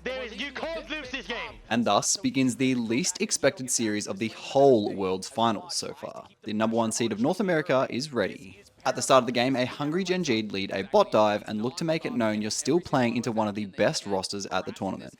Constantly as Canyon is going to make this so difficult. They're going to go for the dive. 3v2 dive from GenG. Lehends going to lead the way. Bwipo trying to stay alive. He's barely hanging on as he flashes out. Peyz trying to chase him down. It's first blood back over to the Ash. Busio still wants to get one back, but he doesn't have the damage. Utilizing his roam timer, Busio moves mid to assist with a very low Chovy, but Kassadin versus APs is always a tricky time. Down. Here we go. Busio wants to go for the dive. This will be pretty important here for FlyQ. Knock up onto Chovy. Not enough damage to take him down, and now Busio's Cougar food. Canyon shows up for a punish, and GenG are looking scary in the first 5 minutes. A low Chovy is overextended mid, so Fly looks to punish, but maybe they forgot how the first dive went? To buffer through the grab, as Chovy here in mid lane might just find himself on the receiving end of a snowball, but considering he's level 7, he can still buffer through that knockoff. But nice shockwave coming out from Quad. Surely they get this kill. No way, Chovy. Yeah, you're not gonna gank this, okay? This is not. Snowball, but considering he's level 7, he can still buffer through that. But nice shockwave coming out from Quad. Surely they get this kill. No way, Chovy just made him look foolish. Oh dear Lord, it's looking exactly like my solo queue games. Oh God. God damn it! With the early lane swap costing Bwipo's Renekton dearly, GenG looked to lay on the suffer some more, but tower dives this game aren't working out too well. What GenG wanted to see, as Canyon is now looking to repeat his success here on these Nidalee ganks. Kiin flashing forward for the stun with a counter-strike, needs a little bit more damage to kill off Bwipo, but the Croc survives. Canyon will not be able to complete the job. Evidently pretty salty from the last play going wrong, GenG still want that Croc skin handbag. I do think As much as people talk about Kassadin as late game beast, we'll see if Bwipo can get out of this. Lehends with the dredge line. Bwipo in trouble. Arrow from downtown. The Renekton's still in danger, trying to slice and dice his way out of trouble. But Canyon's got the kill secured. GenG claim one, but a teleport's ready to try to get something in response. Quad shows up, trying to put the damage into Peyz, but he flashes back over the wall to get away. And the shockwave is an airball. Nothing else for FlyQuest yet, as Lehends is now the target, and Inspired cuts off his escape. FlyQuest making an even trade 1-for-1. As we've seen so far in this game, FlyQuest look to be forcing some pretty hard plays to not much success, but maybe this attempt will be better. Arrow misses, he is going to be able to survive as a result, if we're going to see Inspired looking mid. Finds a knock-up onto Peyz, but Canyon's here to peel for his AD carry. Redemption summoned up, Inspired just shot to pieces. GenG grabbing one kill already, and Canyon ain't gonna drop. Peyz finding the DPS in this one, as Kiin's ready to jump in to make it 3. A triple kill for the GenG marksman. Chovy's Kassadin is beginning to get out of control and is a ticking time bomb for FlyQuest, and so they look to put on a bit of pressure, but this play extends far beyond bot side. Locket from Lehends doing so much work as well as we turn our attention to live. Chovy in a 1v2, and he doesn't seem pressured at all. Busio and Quad without the damage to really threaten this guy. The arrow flies in from all the way up in the river, and now it's Busio under pressure. Shockwave hits both GenG players, but what's it gonna matter? They get the kill on the support, and they force the flash out of Quad as well. GenG, they made some overeager plays in game 1, but here in game 2, they are playing to their limits, and they are crushing FlyQuest. I mean, they just have so much gold at this point, and the problem with the composition of Fly is it's not matching up well to what GenG have. They're losing in the isolated 1v1s. They don't have the damage to get the hook. Connects. Lehends connects onto the turret, and it sets up Peyz to just keep firing. Unstoppable. 5-0-2 here for the Ash as Canyon throws the spear back over the wall. Bwipo's coming in on the flank, looking to lock up Peyz, who pops the cleanse, getting away from the Croc, trying to kite it out, but Bwipo takes him down. 1-for-1 though, as Inspired is also going to drop with Lehends falling. You can see an ultimate 2-for-1 trade for FlyQuest side as they still continue going forward, looking maybe for Canyon, but it ain't gonna happen. I mean, FlyQuest, they're going down, but they're going down swinging. Massu, no way out. No, not from that Kassadin. Chovy is on a rampage. With a menacing level 15 Chovy hovering, a 6.5k gold lead is looking harder and harder to come back from, and the looming Kassadin looks to make his presence known. They are absolutely dominating. Massu slightly oversteps, and Chovy sees an angle. Chovy not afraid to continue going forward. Inspired the target down to about 1/4 HP. Heals up a little bit with the chomp. Redemption keeping him alive. Busio fires back going in with the quickness, but Chovy's so tanky. GenG's so far ahead. Bwipo's gonna be your target here next as the shockwave doesn't do much. Peyz getting the kill on Bwipo. GenG just cutting them down like flies. Another triple for Peyz as Quad is the only one left standing. GenG 4-for-0. Baron's coming up next. And GenG smothered the last flames of hope here for FlyQuest. Quad's gonna go down as well, you have to think. No. Kiin ultimately dies to the turret. He nearly killed the turret to stay alive there. An absolute terror late game from a Kassadin and Ashe lead the siege onto the FlyQuest base with Baron, and if not for inhibitors, they're sure to look for the end. Now for Peyz, pushing bot, pushing mid. The Baron power play nearing 3,000. As FlyQuest are very quickly running out of options. Yes, the tier 3 turret in mid lane, now about to fall. GenG forcing the issue. Lehends with a flash over the wall, going in for the dredge line, ain't gonna find it. Inspired, having to pop the ult for the shield to stay alive. Redemption here too. Mid lane inhibitor, already down. Bottom lane, the next target. Kiin just set it up perfectly with the timing on the wave, and now Bwipo will get locked up and shot down. Sterix will not keep him alive long enough, and GenG will not be stopped. Busio drops next, and the remaining 3 FlyQuest players fall back to the last bastion of the Nexus turrets, but Peyz will not stop. He continues leading the charge, and Chovy's dominating. Another dredge line misses, but it won't matter. Quad and Massu trying to stay alive, but a step outside of the fountain steps is certain death. GenG clear the Nexus turrets. I swear to God, there is absolutely no losing this. You can't lose this game. With GenG's apparent underestimation out of the way, we kick game 3 off with a heated dive. They're gonna look for a dive here. This would be devastating if FlyQuest died. Massu and Busio They got to play this one right. Canyon going in. They already popped the heal at the very start from GenG. Busio taking a ton of damage here. Canyon's getting locked up. Lehends eats another turret shot as Bwipo goes forward. Canyon's still trying to get away. The Urgot not going to get a kill on anybody as now Bwipo's in danger. Peyz shifts forward. Busio and Massu still fighting, still firing. Double knockup. First blood over to Massu. Double kill over to Massu. FlyQuest, play it better. TP from Bwipo. Bwipo's here! And the Urgot not gonna get a kill on anybody as now Bwipo's in block, danger. block, block. Peyz shifts forward. Busio Get him, Massu! Get him, Massu! On a double knock! Into the double kill! There it is! There it is! Why is my top laner TPing bot at level 3 almost dying and getting Mighty Keria double kill? What the fuck is happening? As GenG commit numbers to grubs, FlyQuest look to further strengthen their Kaisa with a skilled bit of juggling. The play, Chovy has the power, but they dive bot. Bottom lane, Peyz at 200 HP. Massu has to get rid of the turret aggro now as Peyz is still fighting, but it ain't gonna matter. And Keithian Rain buries Peyz underneath the tier 1 turret. With the occasional kill here and there, GenG still managed to take 6 grubs and a dragon at their deficit, but FlyQuest's next play comes in the form of a flank. Close the gold gap despite FlyQuest getting the pick down in the bottom TP lane. flank. But a TP up in the top side now as Chovy could be in trouble. Bwipo moving in, still moving towards this guy, slows him down with a grenade, and now trying to get that extra little bit of space. Disdain with the flash! Bwipo finds Chovy, but where's the rest of the damage? Busio wants to go in, but he will not get his man. Inspired still hanging around here. Farsight trinket from GenG to stop the FlyQuest jungler. Canyon showing up, and another TP is coming in from GenG. Inspired is way too far forward, and surely he dies. GenG with a beautiful punch back. Taking bottom jungle control, GenG spot an overextending quad, but good lord that Zeri got hops. To Chovy, who is at the mark, down to the bottom lane. Chovy going in with the stolen lightning crash. Quad with a sidestep away from multiple ultis as Busio counterattacks with the quickness, but GenG's still got more men. Inspired wants to go in and find some sort of an angle here for the ulti. He only gets Canyon. Another knockup, but the GenG jungler's way too tanky. Inspired's gonna die again if he's not careful as Kiin kills Bwipo down in the corner. Lehends still retreating. He's got the unbreakable, but how breakable is he?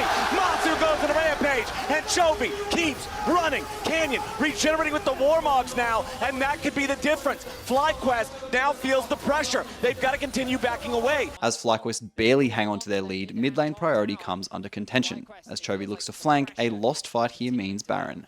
Back to what we were talking about at the very beginning of the game when FlyQuest got that double kill in the bot lane.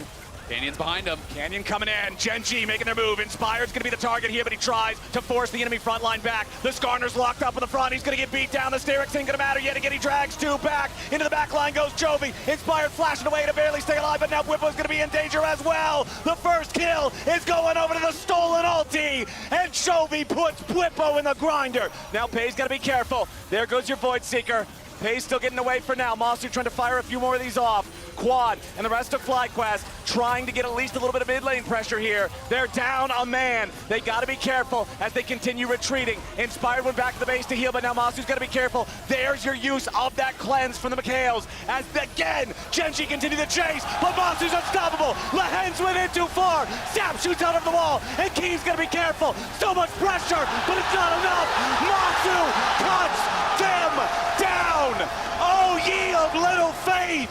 Believe in Massu and the AD carry. Chovy still trying to escape. He dashes back over the wall. And they're going to go to the Baron Flowers. They're going to go straight for it here. Bwipo is chasing for the kill. He has his ulti up in a second. He'll see if he can find Chovy. But it's Massu, the Canadian sniper, stepping up and getting the triple. And Bwipo even finds Chovy. He damages him with the grenade over the wall. Chovy's death is going to be certain. It is going to be delayed. GenG stare at a 7,000 gold deficit going into late game, but still try to contest mid priority. But losing Dragon number 5 or Baron may be the least of their worries here. Opportunity to get his breath ready as we build closer to that ever important fight. They both take placement in the mid wave. They contest, and here we go. With the flash disdain, Canyon's gonna be your target here in the front, but a nice counter-attack coming out from Chovy. Beautiful stolen Skarner ulti. Isn't enough? Massu's low. Killer Instinct to give him the shield to try to stay alive as Kiin dives into the back line, and Bwipo's already gonna be killed. Top for top, 1 for 1. Massu, legendary, but FlyQuest bleeding. Fly still maintain an almost 8,000 gold lead and look to begin the Baron, but a deep flank from Kiin threatens a flashless Massu. River to secure vision for the Baron. Massu now on true 6 items here. FlyQuest starting up the Baron. TP coming in from GenG. True shot barrage flies out from Peyz. Only hits Inspired. Baron down to 60%. Kiin is on the flank, and FlyQuest do not know. They've got to be careful about this one as they continue DPS here for the Baron. Kanan and Kiin gonna step up. Massu's already under pressure, and immediately Busio is about to die. Kiin's gonna get bursted into the front line on the other side, and Massu stays alive. He's still firing, still fighting. Quad pushes forward, goes to the killing spree. 4 versus 3, but Peyz fights back. A beautiful shutdown over the Ezreal as Bwipo jumps into the disdain. Peyz goes into the stratosphere, and Massu goes legendary.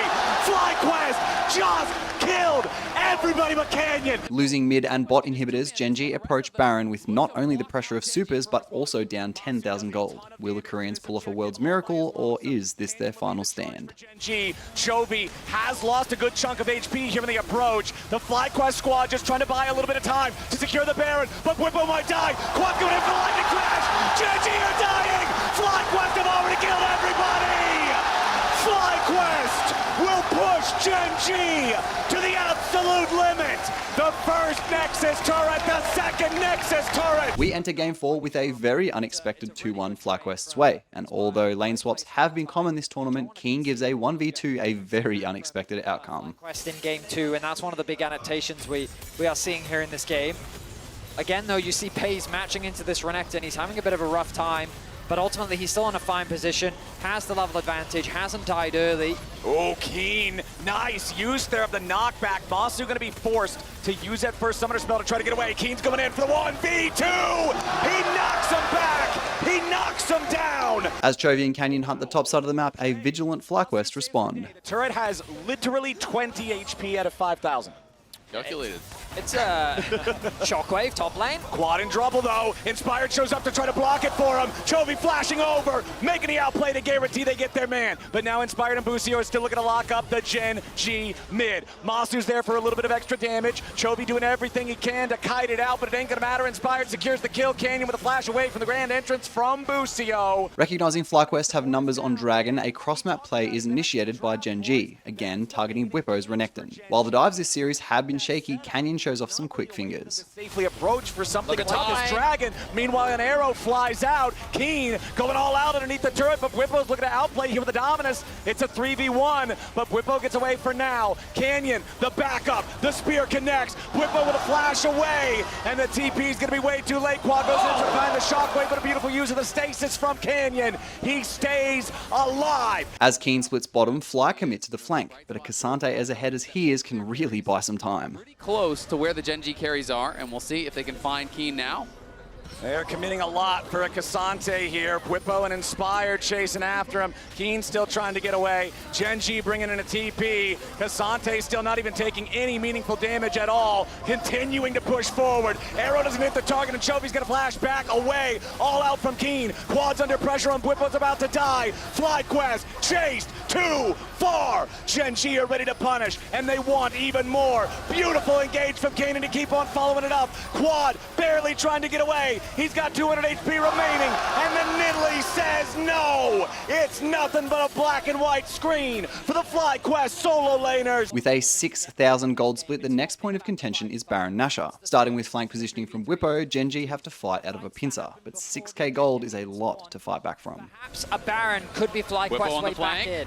Bwipo looking for the flank on Peyz. Dominus pop with the arrow to immediately try to stop the FlyQuest top laner. Sterix Gage to keep him alive. Kiin's ready to keep on pushing forward here with the Pathmaker going in, looking for a little bit more damage onto Quad. Bwipo's gonna be dropped first. Quad's gonna go right with them. Bwipo and Quad, the solo laners down. A double kill for Chovy as GenG do not stop here. They keep chasing the remaining FlyQuest players with Kiin leading the charge. But it just doesn't do enough damage, and now the Baron begun by GenG. FlyQuest knows they can't afford to give this one away, but what else is even gonna happen? Chovy and GenG chasing after FlyQuest, killing Massu, burying Busio, and just making Inspired head home alone. Despite limping from the Baron fight, FlyQuest still looked to hang on, but in the face of this Cassante, just being in his reach is an overplay.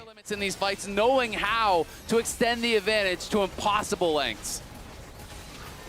Here we go again. FlyQuest still trying to stop it, but a TP behind him coming in from Kiin. The Cassante that has run the whole game start to finish seals their fate. Canyon's unstoppable, and Quad is dead. Bwipo and Inspired can't get anywhere close. Kiin is a brick wall, and FlyQuest don't have any siege equipment. Inspired's trying to escape as Chovy jumps over the wall, but now FlyQuest is in an even rougher spot. Busio wants to make space for his team, but a third and Topo strike knocks back two. FlyQuest still trying to run, but GenG's stronger, GenG's faster, GenG's better. GenG begin the siege with their Baron on the door of FlyQuest. Not far from home, a lost fight here is game costing. He's got the quick blades, he's got the armor penetration on the Mortal Reminder, and he's got the rest of GenG beside him. FlyQuest going in for their final Hail Mary. True Shot Barrage over the wall. Lehends tanking up as Chovy gets back away, Inspired down to 300 HP, and Bwipo does nothing. Shockwave on 2 won't matter. Inspired's about to bleed out. Chovy's dominating, and Kiin won't stop. Double kill, back over to Chovy. FlyQuest are gonna have to be ready for game 5, cause GenG are ready to clean this up. Massu and Inspired trying with everything they've got to defend the last 2 Nexus turrets, but GenG is far too powerful. Lehends and Kiin making the space. FlyQuest trying to hold on, but it's not gonna work. With a much more commanding performance from GenG, will this affect the confidence of FlyQuest, or is this the miracle game for North America? As we've seen a lot in this series, GenG start the game by putting the pressure on Bwipo's set. All of these have to be picture perfect, or GenG is going to disengage, and then they're going to kite you out, and they're going to burst you down in the long run. All right, here we go again. Lehends and Peyz versus Bwipo, using the Haymaker early to try to nullify a lot of the upfront damage. Bwipo exhausted now, flashing to try to get away. Canyon coming around from the side, expect the Impale here from the Skarner. Bwipo with beautiful footwork to get away from the 3v1. A window of stagnation passes, and we see both teams prep for a first blood fight bottom lane. No first blood. We have to be approaching. No one's pinged me in my ear yet, but we have to be approaching the longest first blood of worlds. I think it already is, because I remember in an earlier game of being about 13 minutes in when we were called for the longest first blood at Worlds. Well, they want Quad. It's going to be TPs coming in from both sides. Fate Sealed arrives, but he buffers back through the Impale with a Soul Unbound. Mom roars in. Quad is low, but he ain't dead yet. Kiin's in trouble, but he turns it back around. First blood over to Chovy, and GenG get their moment. With a huge problem looming in Chovy's already 215 stacked Smolder, FlyQuest look to stem the bleed. This guy is set up to be the carry, but Inspired with the ult at the wall, immediately into the showstopper coming out from Bwipo. Busio jumps in, and Chovy is down. Quad goes with the Fate Sealed, looking for Canyon now as well, but he's gonna have to snap back here in just a moment. FlyQuest preempt GenG's Dragon and look to trade for Baron, but Kiin's Rumble is on defense duty. Can they finish? Can they finish? They've got the Baron down to about 5,000. FlyQuest going from an insane Hail Mary right now. Kiin going into the pit as now the teleport's gonna come out from Chovy. Bwipo is already dead. Kiin's looking to take Inspired out of the picture now too, but Kiin's gonna die. Inspired also drops. 2 for 1, favoring GenG. FlyQuest went for the crazy play, and GenG are ready to punish. A double kill for Chovy.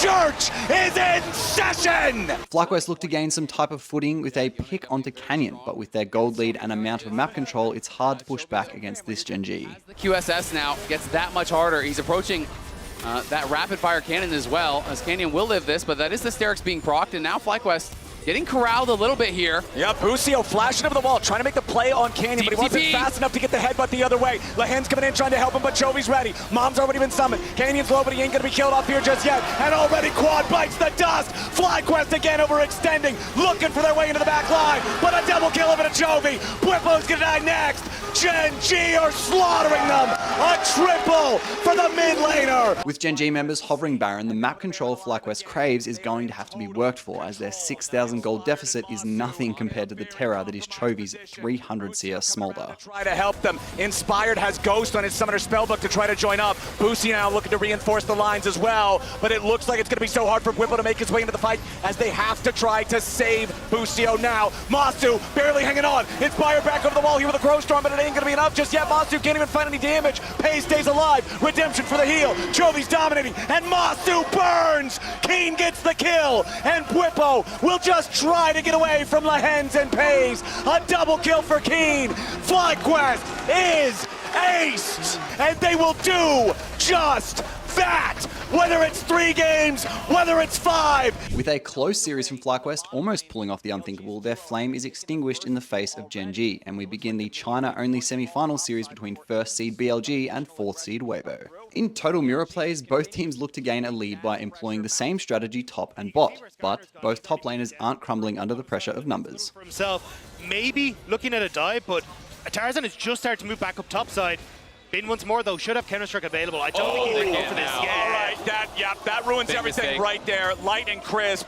3 turret shots for nothing. Now we'll see if BLG can get something back on the other side of the map. Breathe. Going to be under a little bit of pressure here. Nice and early, slamming it back into the wall. Sean needs a little bit more damage. Projectile in the air ain't going to be enough help.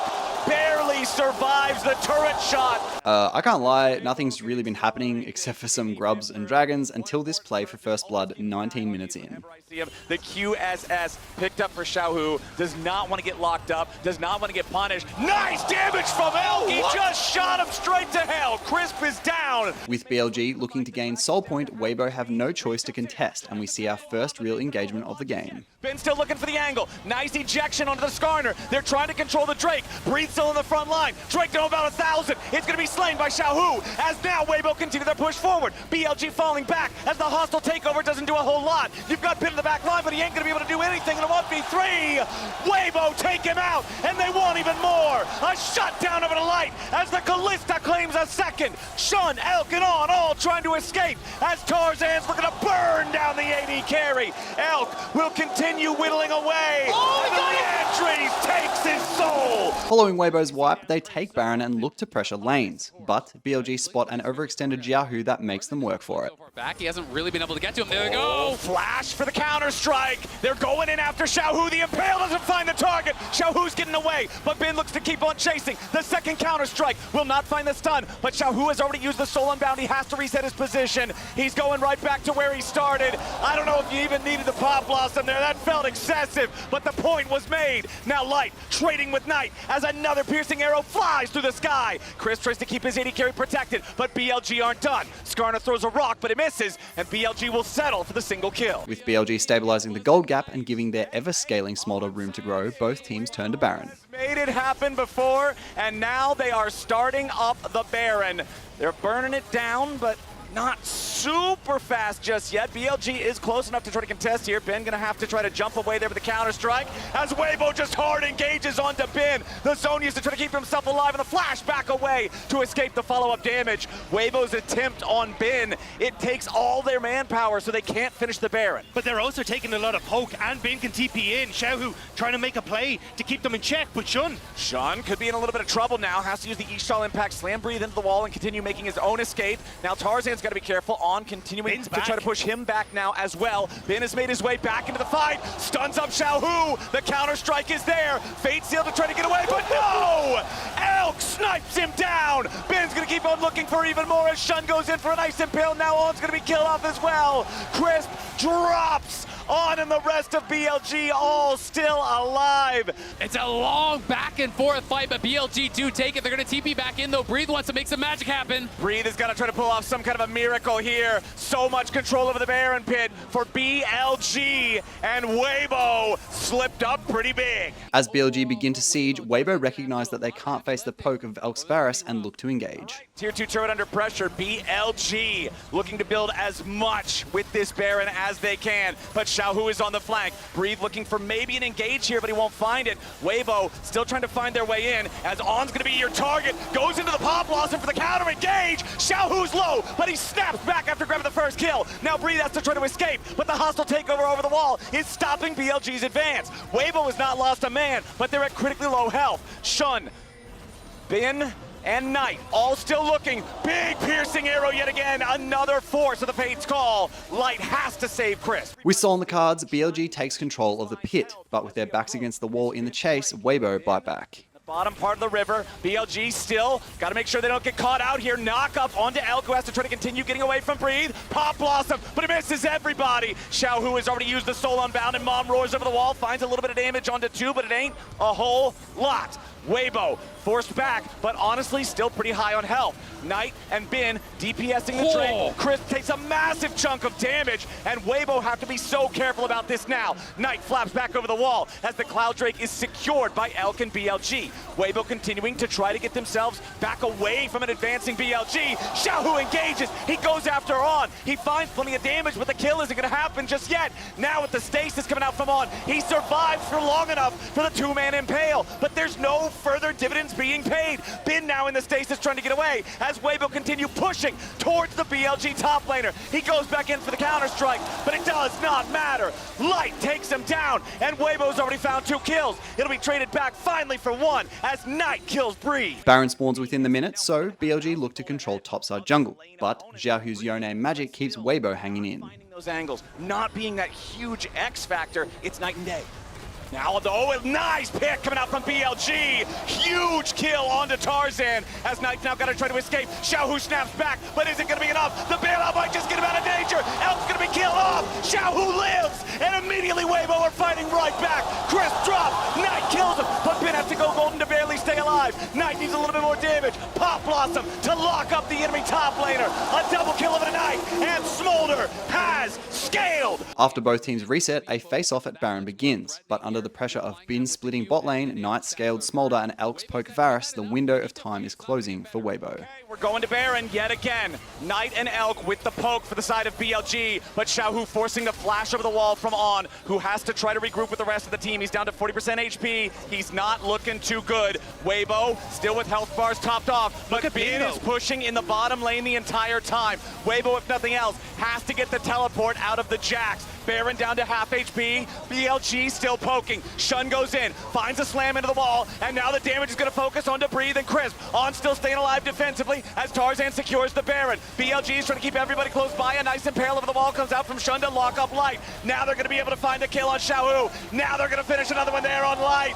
Weibo may have claimed the Baron, but what about the game? Tarzan's going to try to keep running as Bin has broken the base in the bottom lane by the time Breathe and Crisp can respond. Try to end the game right here, right now. BLG know that Xiaohu and Light, so much of the damage on Weibo, dead for the next 35 seconds. BLG making their push. That mid lane inhibitor still vulnerable from the tier 3 turret that was taken earlier. BLG is going to knock that one over, and the first super minion marches down the bottom lane. Breathe, trying to get past them to cut the minion wave and save the game. Just buy enough time. Breathe, still walking away, but the mid lane wave is crashing the Nexus turrets. Now Tarzan's under pressure as Ben zones him off. BLG trying to force the end of the game. 5 seconds left on the mid and AD carry of Weibo, but it will not matter. BLG take game 1.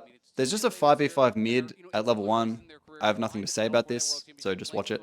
Iconic champions for them, and Elk is going to spot them on this invade.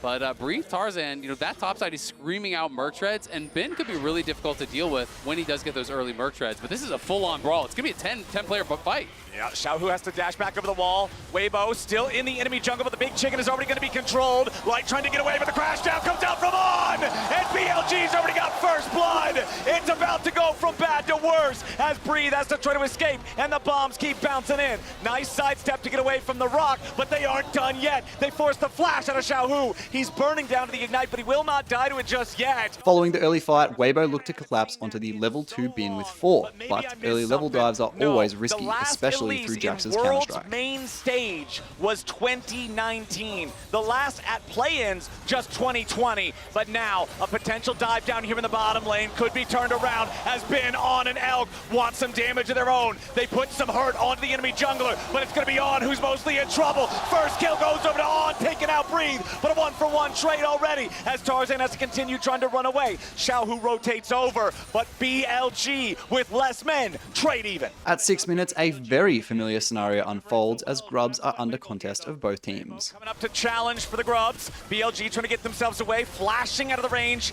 of the handshake. Weibo securing Grub number 1 as Xiaohu's ready to join the fight. El taking a ton of damage. Calling coming over the wall as Xiaohu wants to dash after him. Last auto attack ain't gonna find the kill as now On's gonna try to get away and Breathe. Barely tries to kite it out. Shun needs a little bit more damage to try to take him down, and a lot of damage on the Bin's gonna be the first kill as Breathe survives. Xiaohu kills Elk. 2-0 for Weibo in the Grub battle. Great fight set up from Weibo. As they move in, they turn on towards Elk. They're able to get over the wall with a ton of pressure. Now Knight alone under this tower, but Weibo collapsing. Shun tries to turn around back onto Tarzan, but he used the E-Shaw impact on the large Krug instead. Tarzan, with his teammates behind him, feels confident moving further forward. Knight goes for the scat of the week. Yes, he hits Xiaohu, but he's not close enough to pose any real further damage threat. Weibo looked to engage onto a pushed Elk, but Xiaohu's Lucian is under pressure again mid. Later stages of the game when someone gets tanked.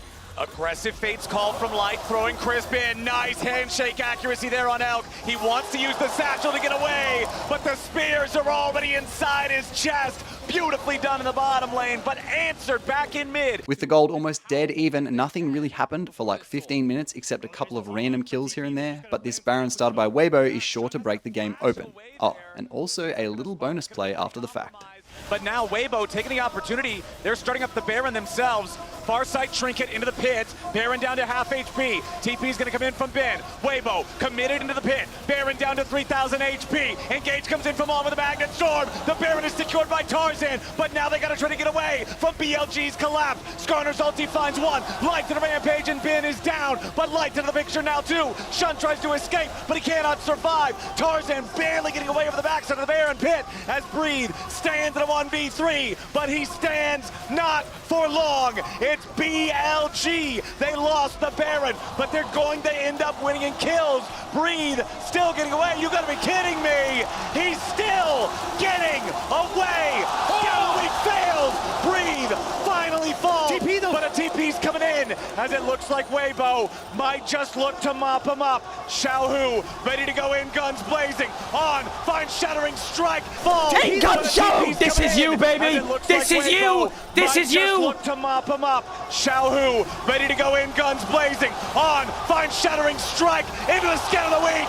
Storm Surge execution from Elk. What the hell? Shortly after, a Scorpion finds an out-of-position Light, but do Weibo have the resources to stabilize after the pick? I think if he flashes early and doesn't let the rel actually get to him, Oh, then there's nice an angle. slam from Shun, immediately following it up there with the Impale as On slams back through with the Magnet Storm, has to try to get away before Light's going to be saved by the bailout. They pick off the enemy AD carry, but BLG's going to be careful now. Bin versus Breathe off to the side. Low health bars on BLG's front line. On dies first. Shun barely stays alive. Breathe's about to drop it. It's a 2-for-1 for BLG. Max range scat of the week, and Knight makes his mark. With Weibo Soul in the pit, BLG posture aggressively, and I don't think they just want the dragon. Targets in the back line. Crisp down to 20% HP. Bin jumps over the wall here with a counter strike. Looking to lock up. Breathe beat him down. He flashes over the wall, but On's got the kill with the Ignite. Hostile takeover. Low value. Shun goes in for the engage with the Impale, but he ain't gonna find the mark that he's looking for. Nice. On dies. Light out plays. He's taken out two. Weibo trying to continue the fight as Knight kills the enemy jungler. There's no junglers left. Light is struck down by Knight Syndra, and Crisp will be the last man to fall. Goes in for the engage with the Impale, but he ain't gonna find the mark that he's looking for. Nice. On dies. Light out plays. He's ready to just demolish these turrets. Knight flawless on his Syndra. BLG look to earn their spot in the final following a very clean second game and take steps towards their third with an early tower dive. Dive on towards Breathe immediately on the bottom lane. All right, Breathe gonna get stunned up here for the counter strike. Bin wants to get it done. First blood for Shun. With formidable early skirmishing power on the side of each team, early grubs on the menu for contention and a fight breaks out. Window here for Weibo. Yeah, Tarzan stepping up with Xiaohu, trying to contest here for the grub. Second grub goes over to Shun. Knight's got to be a little bit careful, goes into the smoke, slam into the wall with the Eastall impact. Shun looking to lock up Xiaohu as Tarzan gets a nice stun there back onto the enemy jungler, but Bin has made his way to the fight first. All three grubs going to be secured now by BLG. Fate Sealed forces out a couple of flashes. Crisp now in the middle of everybody. Got to be careful trying to get back over the wall, but Bin's already going to grab the kill on him. Knight behind him, trying to keep everybody corralled. Perfect execution right back over the wall. Breathe finally makes his way in. Equalizer still available, but BLG are all on the exit route. 4 from BLG look to cut off Weibo resources in the topside jungle, but this early in the game, help is never far. Through the lane, and now it's going to try and catch Crisp. All right, let's see if Shun can get this done. Bin coming around with the counter-strike from the side. Crisp, only level 5, still pretty squishy here with the Maokai. They're chopping down trees with lampposts. Bin picking up another one as Shun escorts his top laner out. They'll rejoin with Elkin on, but Xiaohu locks up the Skarner and guarantees that Weibo can grab themselves their second kill of the game. Following Weibo's first dragon of the game, BLG looks to respond, and what initially looks to be an overstep by On quickly unfolds into an all-out fight. The question you posed earlier, Isaac, is now answered. On, what are you doing, buddy? On goes through the Hex Gate, knocks Tarzan back over the wall. Never mind, I should have never doubted. Beautiful impale from Shun, pulls back too, but the counterattack from Xiaohu is there with the Fate Seal. Massive damage on everybody on BLG, but Xiaohu's the first and only to die. Breathe comes in with the equalizer. Knight's gonna try to get away. BLG is burning, and Weibo is turning this whole fight around. Shun is about to drop.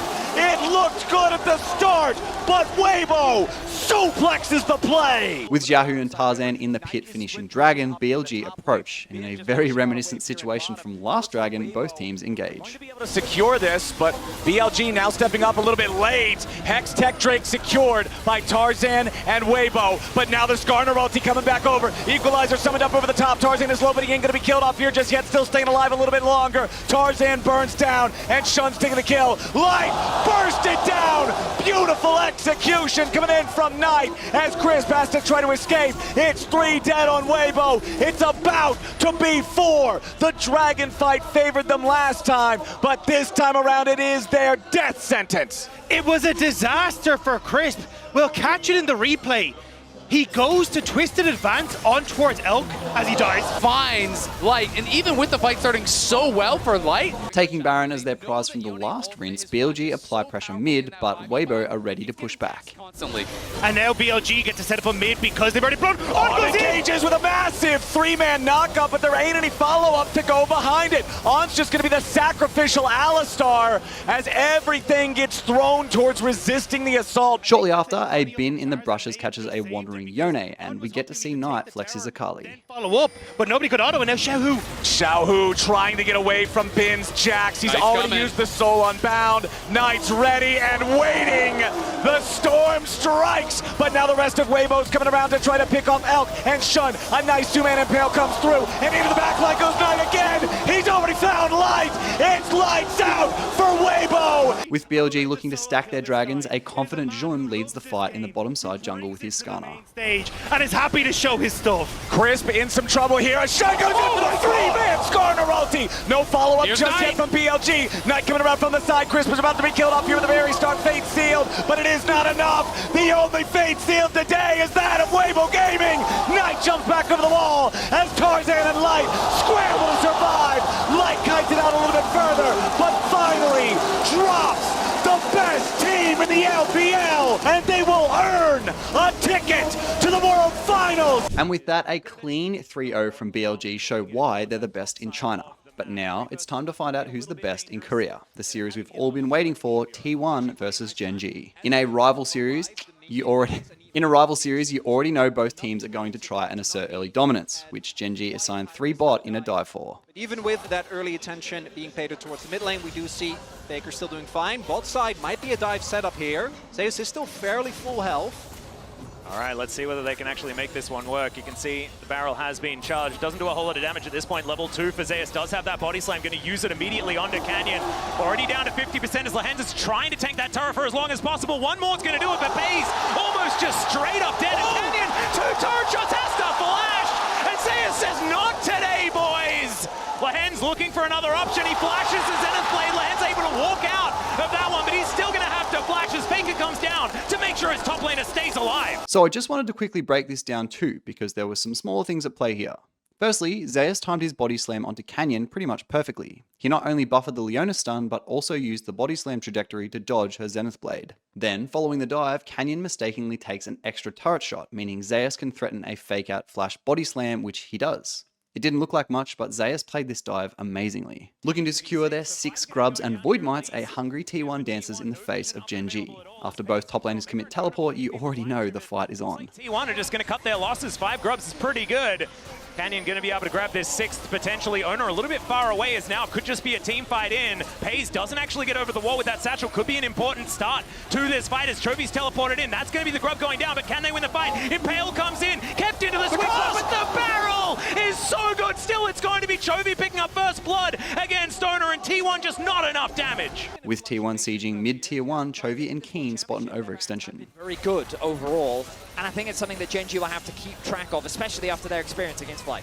Well, Canyon, he's dashing on over. Faker, able to dash back whenever he would like to, but straight into the Impale! Another Solar Flare's going to lock down Faker, and he is likely to die. The bailout not going to work, and Chovy, yeah, he stopwatches, but now he's looking for even more. Zeus not going to get stunned up here as Kiin didn't have that off cooldown just yet, and Chovy is still smelling blood in the air. Keria able to walk his way out, but it's another skirmish win for GenG. Knowing that Canyon will be attending Dragon, T1 fix waves and begin Baron, but the rest of GenG isn't ready to let the objective go uncontested. See how GenG handle this cross-map pressure. Yep, it's Chovy that's going to make his way over there first, spotted by a T1 ward, as we can see.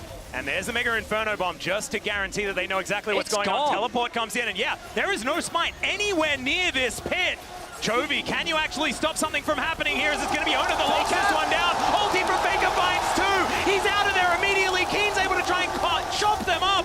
And there goes Oner, but they'll trade that any day of the week. They have the Baron buff as Keria able to get the handshake beautifully. His position amazing. As Lehends is in so much trouble, Zeus going to pick it up with a body slam, and Peyz is slowed down as well. They're being separated and destroyed as T1 just dance on GenG. With the lone Canyon defending a Baron T1 at mid-tier 2, Zeus spots an angle to engage. The Baron, they weren't able to find anything. It's the setup afterwards. This team has perfected these Baron plays. Canyon!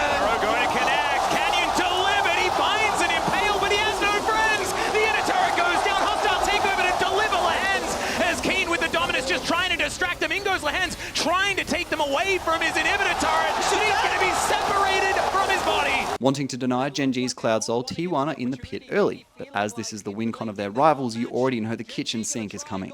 He'll marry here. Yep, Chovy's got a cask at the ready. It is going to be Oner denying that soul, and now T1 starting off the fight. Can GenG actually find an angle as hostile takeover comes in? Keria, he's tried to bail himself out, and it's going to work for now. The Impale is good. They take down Keria, but can they deal with the carries? That's the question. Chovy starting to pop up, and so is Gumayusi. Chovy's cut down. More arrows into his back, and he knows that it's done. Flashing forward. It's a triple for Goober, and that should be the game. We'll take the first game in this best of 5. Preempting a dive on his top laner, Keria looks to cover, but a step ahead GenG cuts off Zeus' support. Not that he really needs any to survive dives apparently, just look at how he played this. He's coming. Yep, Keria is going to get stunned up here by Lehends as he makes his way in. Level 2 only. Level 1 for Keria. He's burning down. He's dead. That is going to be first blood going over to Canyon, and they'll take some plates to boot because Zeus now finds himself in a whole lot of trouble. Might have a twisted advance to try and outplay some stuff. That Arcade Smash was pretty good, or the Bramble Smash as it's known now, as Canyon underneath this turret has to flash. He's able to dodge the turret shot as a couple more autos are needed. It's Peyz that locks it down, almost dies, and somehow they navigate the dive. As a 1v1 breaks out between Kiin and Zeus, Canyon looks to respond, but Oner appears to support. Some Berserker's Greaves done for Gumayusi. It's a bit of a battle towards the bottom side of the map. Zeus could be in trouble. Canyon once again just lawnmowing his way over.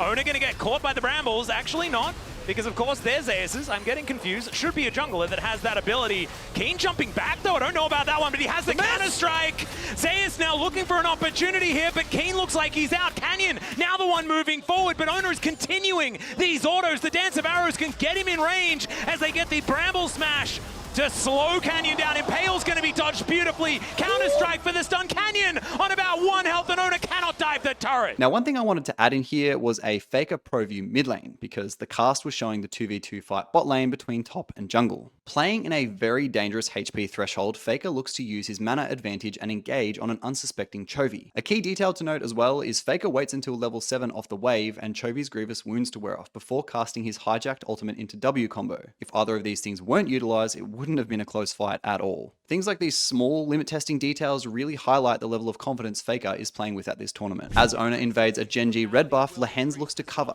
but with Dragon spawning within the minute, T1 was already there for vision. Legends, I apologize, but that's going to be Rift Herald going on over to GenG as well. A monopoly on these objectives so far in this game as Keria's flashing on over. Lehends could be in trouble. Shattering Strike gonna hold him in place as Faker wants to be able to get a piece of this. He's not gonna get the kill. That's gonna go to Oner. Literally 10 minutes pass and both teams just take uncontested dragons and farm, so we're skipping to GenG taking control of topside jungle into a Baron start. You're not going for this. Well, we'll see what they can actually get done here as it's gonna be Keria blowing up like a balloon. Kiin. Oh god, this flank angle is absolutely terrifying. Of course, all of the things about T1's teamfight still kind of stand, but without the Braum, that's a big piece of that puzzle missing. We'll see what they're able to do here as the nature is grasping. Does manage to stun up Canyon. He can get over that wall pretty comfortably as now they've just singled out Zeus. So much damage. Lehends takes the kill. And T1, they had the trap set up, but GenG don't want to go there. As now Oner trying to dash back. Kiin says, no, I'm going to buy time for my teammates as Keria comes over. The Winter's Bite does nothing, and Kiin, he just wants to fight again. They'll take the Baron, and Kiin gets back into position. And now Canyon is just crashing into them. The two-man impale as well. And GenG will destroy the Baron. As GenG take Baron and a Hextech Soul, a threatening siege top lane expands into much more. Check out the GenG coaching stuff, but like you say, once again, back in position. Kiin with the counter-strike now on cooldown, but Gumayusi, oh my god. That was insane damage. We've also now got a Seeker's Arm Guard on Peyz. They really want to finish this game right here, right now. Look at that, another Void Seeker going to connect. And Zap onto that Caitlyn. They can't walk up. Like how are they supposed to stop this freight train from crashing into their base? GenG have taken 2 inhibitors in a matter of seconds. It's a 10,000 gold lead plus here with this Hextech Soul, and T1 once again throwing out some grasping nature. They try to line up behind their tank, and it is absolutely working. Peyz is indeed unstoppable as Keria goes down. The Killer Instinct is named well as Zeus is his second one.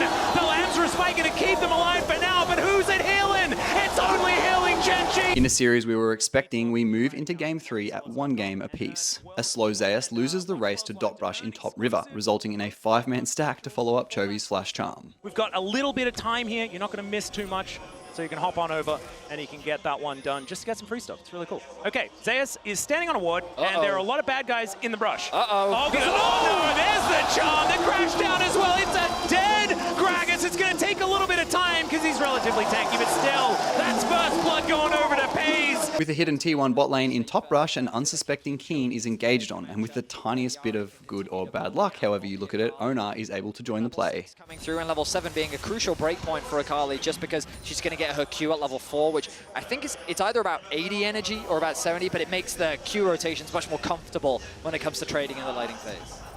Vision control here for T1. You have Canyon, but he's backing, wanting to spend his earned gold from those full players. Oh god, okay, the arrow is going to connect. The counter-strike wears off, but there's a cease and desist! And he can't flash leap strike out of that one, and even though he had the Grandmaster's might, he's still going down. With the value of having 6 scrubs on one team, GenG looked to cut T1 off with a flank teleport, and an all-out fight ensues. It's going to be pretty valuable for that's T1. Yeah, the teleport flank angle is coming in here. Kiin, good position to start this one off. He's just beelining right in there. Paranoia comes down. They do throw out the ulti. Keria trying to keep them at bay, and oh no! There goes Lehends, and now Baker is caught onto Kiin, lands the shuriken, and he's going to wait for the leap strike. There's the max range Q, and that's Baker's Akali at Worlds, ladies and gentlemen. Another really key detail I want to highlight here is Faker's absolute patience and discipline with his ability usage on his Akali here. If he didn't chase to get his passive auto off onto Kiin before recasting his E, this kill either would have cost Faker his flash or it wouldn't have even happened. With the T1 Herald charging down mid lane, Lehends looks to defend, but I'm not sure if he didn't see the tower's HP bar or what. A little bit deep there. Trade these turrets because this is so much more map control as Canyon's doing his very best to try and clear things out. Dustbringer should be able to help as there's the charge, and this turret's not going to be long for the world. Oh my god, the damage! The arrow's going to connect, and Lehends trying to crash his way out, but Gumayusi says no! He has his bow primed, and it's another... Oh, never mind, not another charge. That's a smite coming through. Oh. Maybe it was a main season assist, and it's a double kill! Peyz able to get the arcane shift, but just barely! As Lehends looks to lay vision, a defending Zeus and Faker collapse, but this would be the first instance into a very extended play. We can get to a next item. As oh boy. Yep, it's going to continue not being very possible to be able to make those advantages happen. And if Faker gets into the shroud, Zeus going to follow up the kill, and now Faker is looking to try and get in there for more. Dashing after Canyon and Kiin here. It is just Faker at the moment, but now you can see they make their way in. The paranoia comes down. Decent little utilization of the counter-strike, but Faker's going to get another kill. Hostile takeover means Kiin is dead at the same time, and Peyz almost hit by that handshake. It could have been worse, and it's still a disaster. 20 minutes is approaching and both teams look to wrestle over top jungle vision, as giving a team with Ahri space to move is a recipe for getting picked, but the gold gap might be a little bit too large. It's just a beauty to watch as we're straight into it once again. Magnustorm going to come down. This could be a pick as Keria actually more tanky than we might have expected. He gets bailed out as well as Faker gets another one. Make it two as Oner is in on the action still. He's going to go down. The cast just to remove Peyz, and Gumayusi is on a rampage. After the reset, we see a redo of last play. Both teams still posturing for Baron, but access onto Guma gives him one of his first deaths of the entirety of his Worlds run. Baron minions.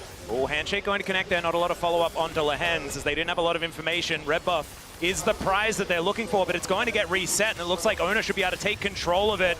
Into the shroud goes Faker, now paranoia. They think they might have them where they want them, as over the wall goes Chovy. He's got the flank angle, and they take down Guma to start off the fight, but it has to be paid for by Kiin.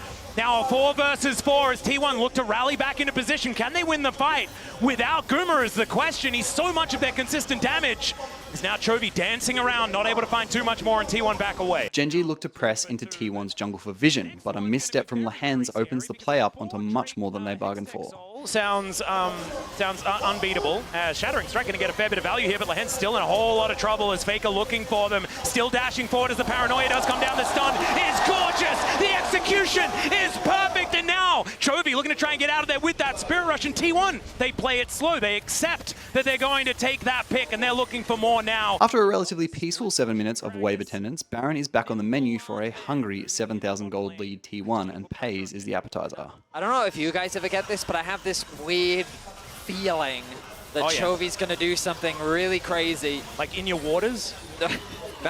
Oner. Oh yeah, Oner was thinking about it. The arrow is going to go wide, but still Spirit Rush has to be invested as Peyz gets caught by handshake, and now over the wall they go, but Oner might be going a little bit too far. You've got Zeus coming in though, just trying to be the hero, and speaking of heroes, Zika finds Peyz, but not enough damage. Lehends, the first to go down in the exchange, and now GenG are scattered. Peyz is dead, and Zeus says, you cannot take this belly. It's going to be Canyon. T1 not going to let GenG claw their way back in this game. Canyon tries to flash just to clear the wave. Yeah, King desperately trying to hold him, and he cannot. And now it's Chovy left on his lonesome. He's going to need to be that hero as these minions are going to now join these Nexus turrets. Lehends just trying to buy some time, and he knows that this game is over. Chovy just trying to get back to his fountain. Goes golden alongside Faker as the Nexus is not going to go down. The perfect execution. With the score 2-1, T1 enter Game 4 with confidence, and the opening play is a clear display of that shown from Faker and Oner. It can be difficult to play, but in a position like this... Yeah, Faker looking for Canyon, trying to find that opportunity, scaring him with where the shot might go. Point blank, the charge, the stun, but the knockback with the buster shot is not enough, and first blood goes to Faker's Ahri. As GenG's bot lane look for top tier 1, a little Keria mind game sets this play in motion. Find where it lies, you know? Now GenG have a stacked wave on the top side. T1 have read the play effectively. Faker's on the rotation. Keria. Yeah, can he charge it? He does find a knockback onto Peyz. There's the crash into the wall as well. Lehends just caught out and explodes. Other than a few picks from T1 onto the Lehends specifically, it's like 0-4 or 0-5 at this point, it's a pretty peaceful early game until Baron spawns, where Faker looks to attend his wave. But GenG is laying vision and spot an opening. But was this Faker's plan all along? TP is committed, can they dive? We'll see, it's going to be a fair bit of damage onto this one. Spear is going to be coming out perfectly. There's a twisted advance. The charm goes wide. Faker's dead. That is going to be Canyon taking him down, but it's now Zeus trying to be the hero. He catches Canyon with the Counter-Strike stun, and he's under the wrong turret. Lehends going to go down for the 5th time. At a 5,000 gold deficit, GenG played to defend the last of T1's Baron, but the picking power of this T1 comp initiates the fight. Desperately clinging on to their world's dreams.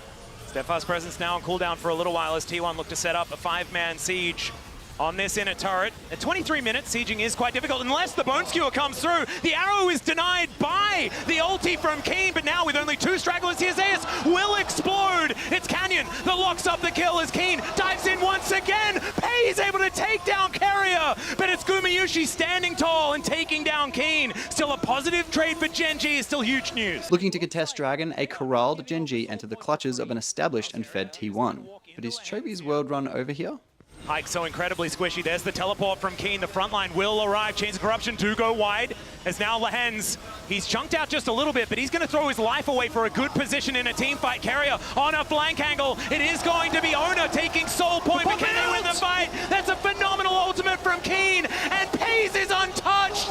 Still Keria explodes, pops like a balloon. Zeus has the counter-strike, but he has no friends. Faker dives in to try and save him. The flash on Chovy, and it's a double kill. Peyz now standing his ground. Gumayusi can't do anything, and GenG will ace them with Baron up and available. After a nice bit of stall and overtaking gold thanks to GenG Baron, a pick mid lane starts what very well may be the beginning of the end. I just don't think they will. Yeah, Nature's Grasp going to come out the arrow, connecting onto Oner. Chains of Corruption just try and buy some space with the flash onto Faker, the knock-up, and he's dead. Peyz's arrows follow him into the death chamber as the impale is decent. Oner's still alive, he's so tanky, and it's Gumayusi taking matters into his own hands. The spears go wide and the coffee goes down. It's a double kill for the Skarner, and Chovy's still alive. There's a bit of damage, but he gets over the wall, flashes, but the Bone Skewer finds him. The shutdown for Guma and T1. They want to go to London at their time. It is Guma that's able to melt these turrets, and GenG for the last 2 years. And with that concludes my complete coverage of the 2024 Worlds Finals Series, all the way from quarters to semis to get you up to speed for the coming finals on the weekend. If you enjoyed this type of content and don't want to miss the finals recap that I do for this game coming, be sure to subscribe. It really helps the channel out, and I'll see you in another video very, very soon. Bye.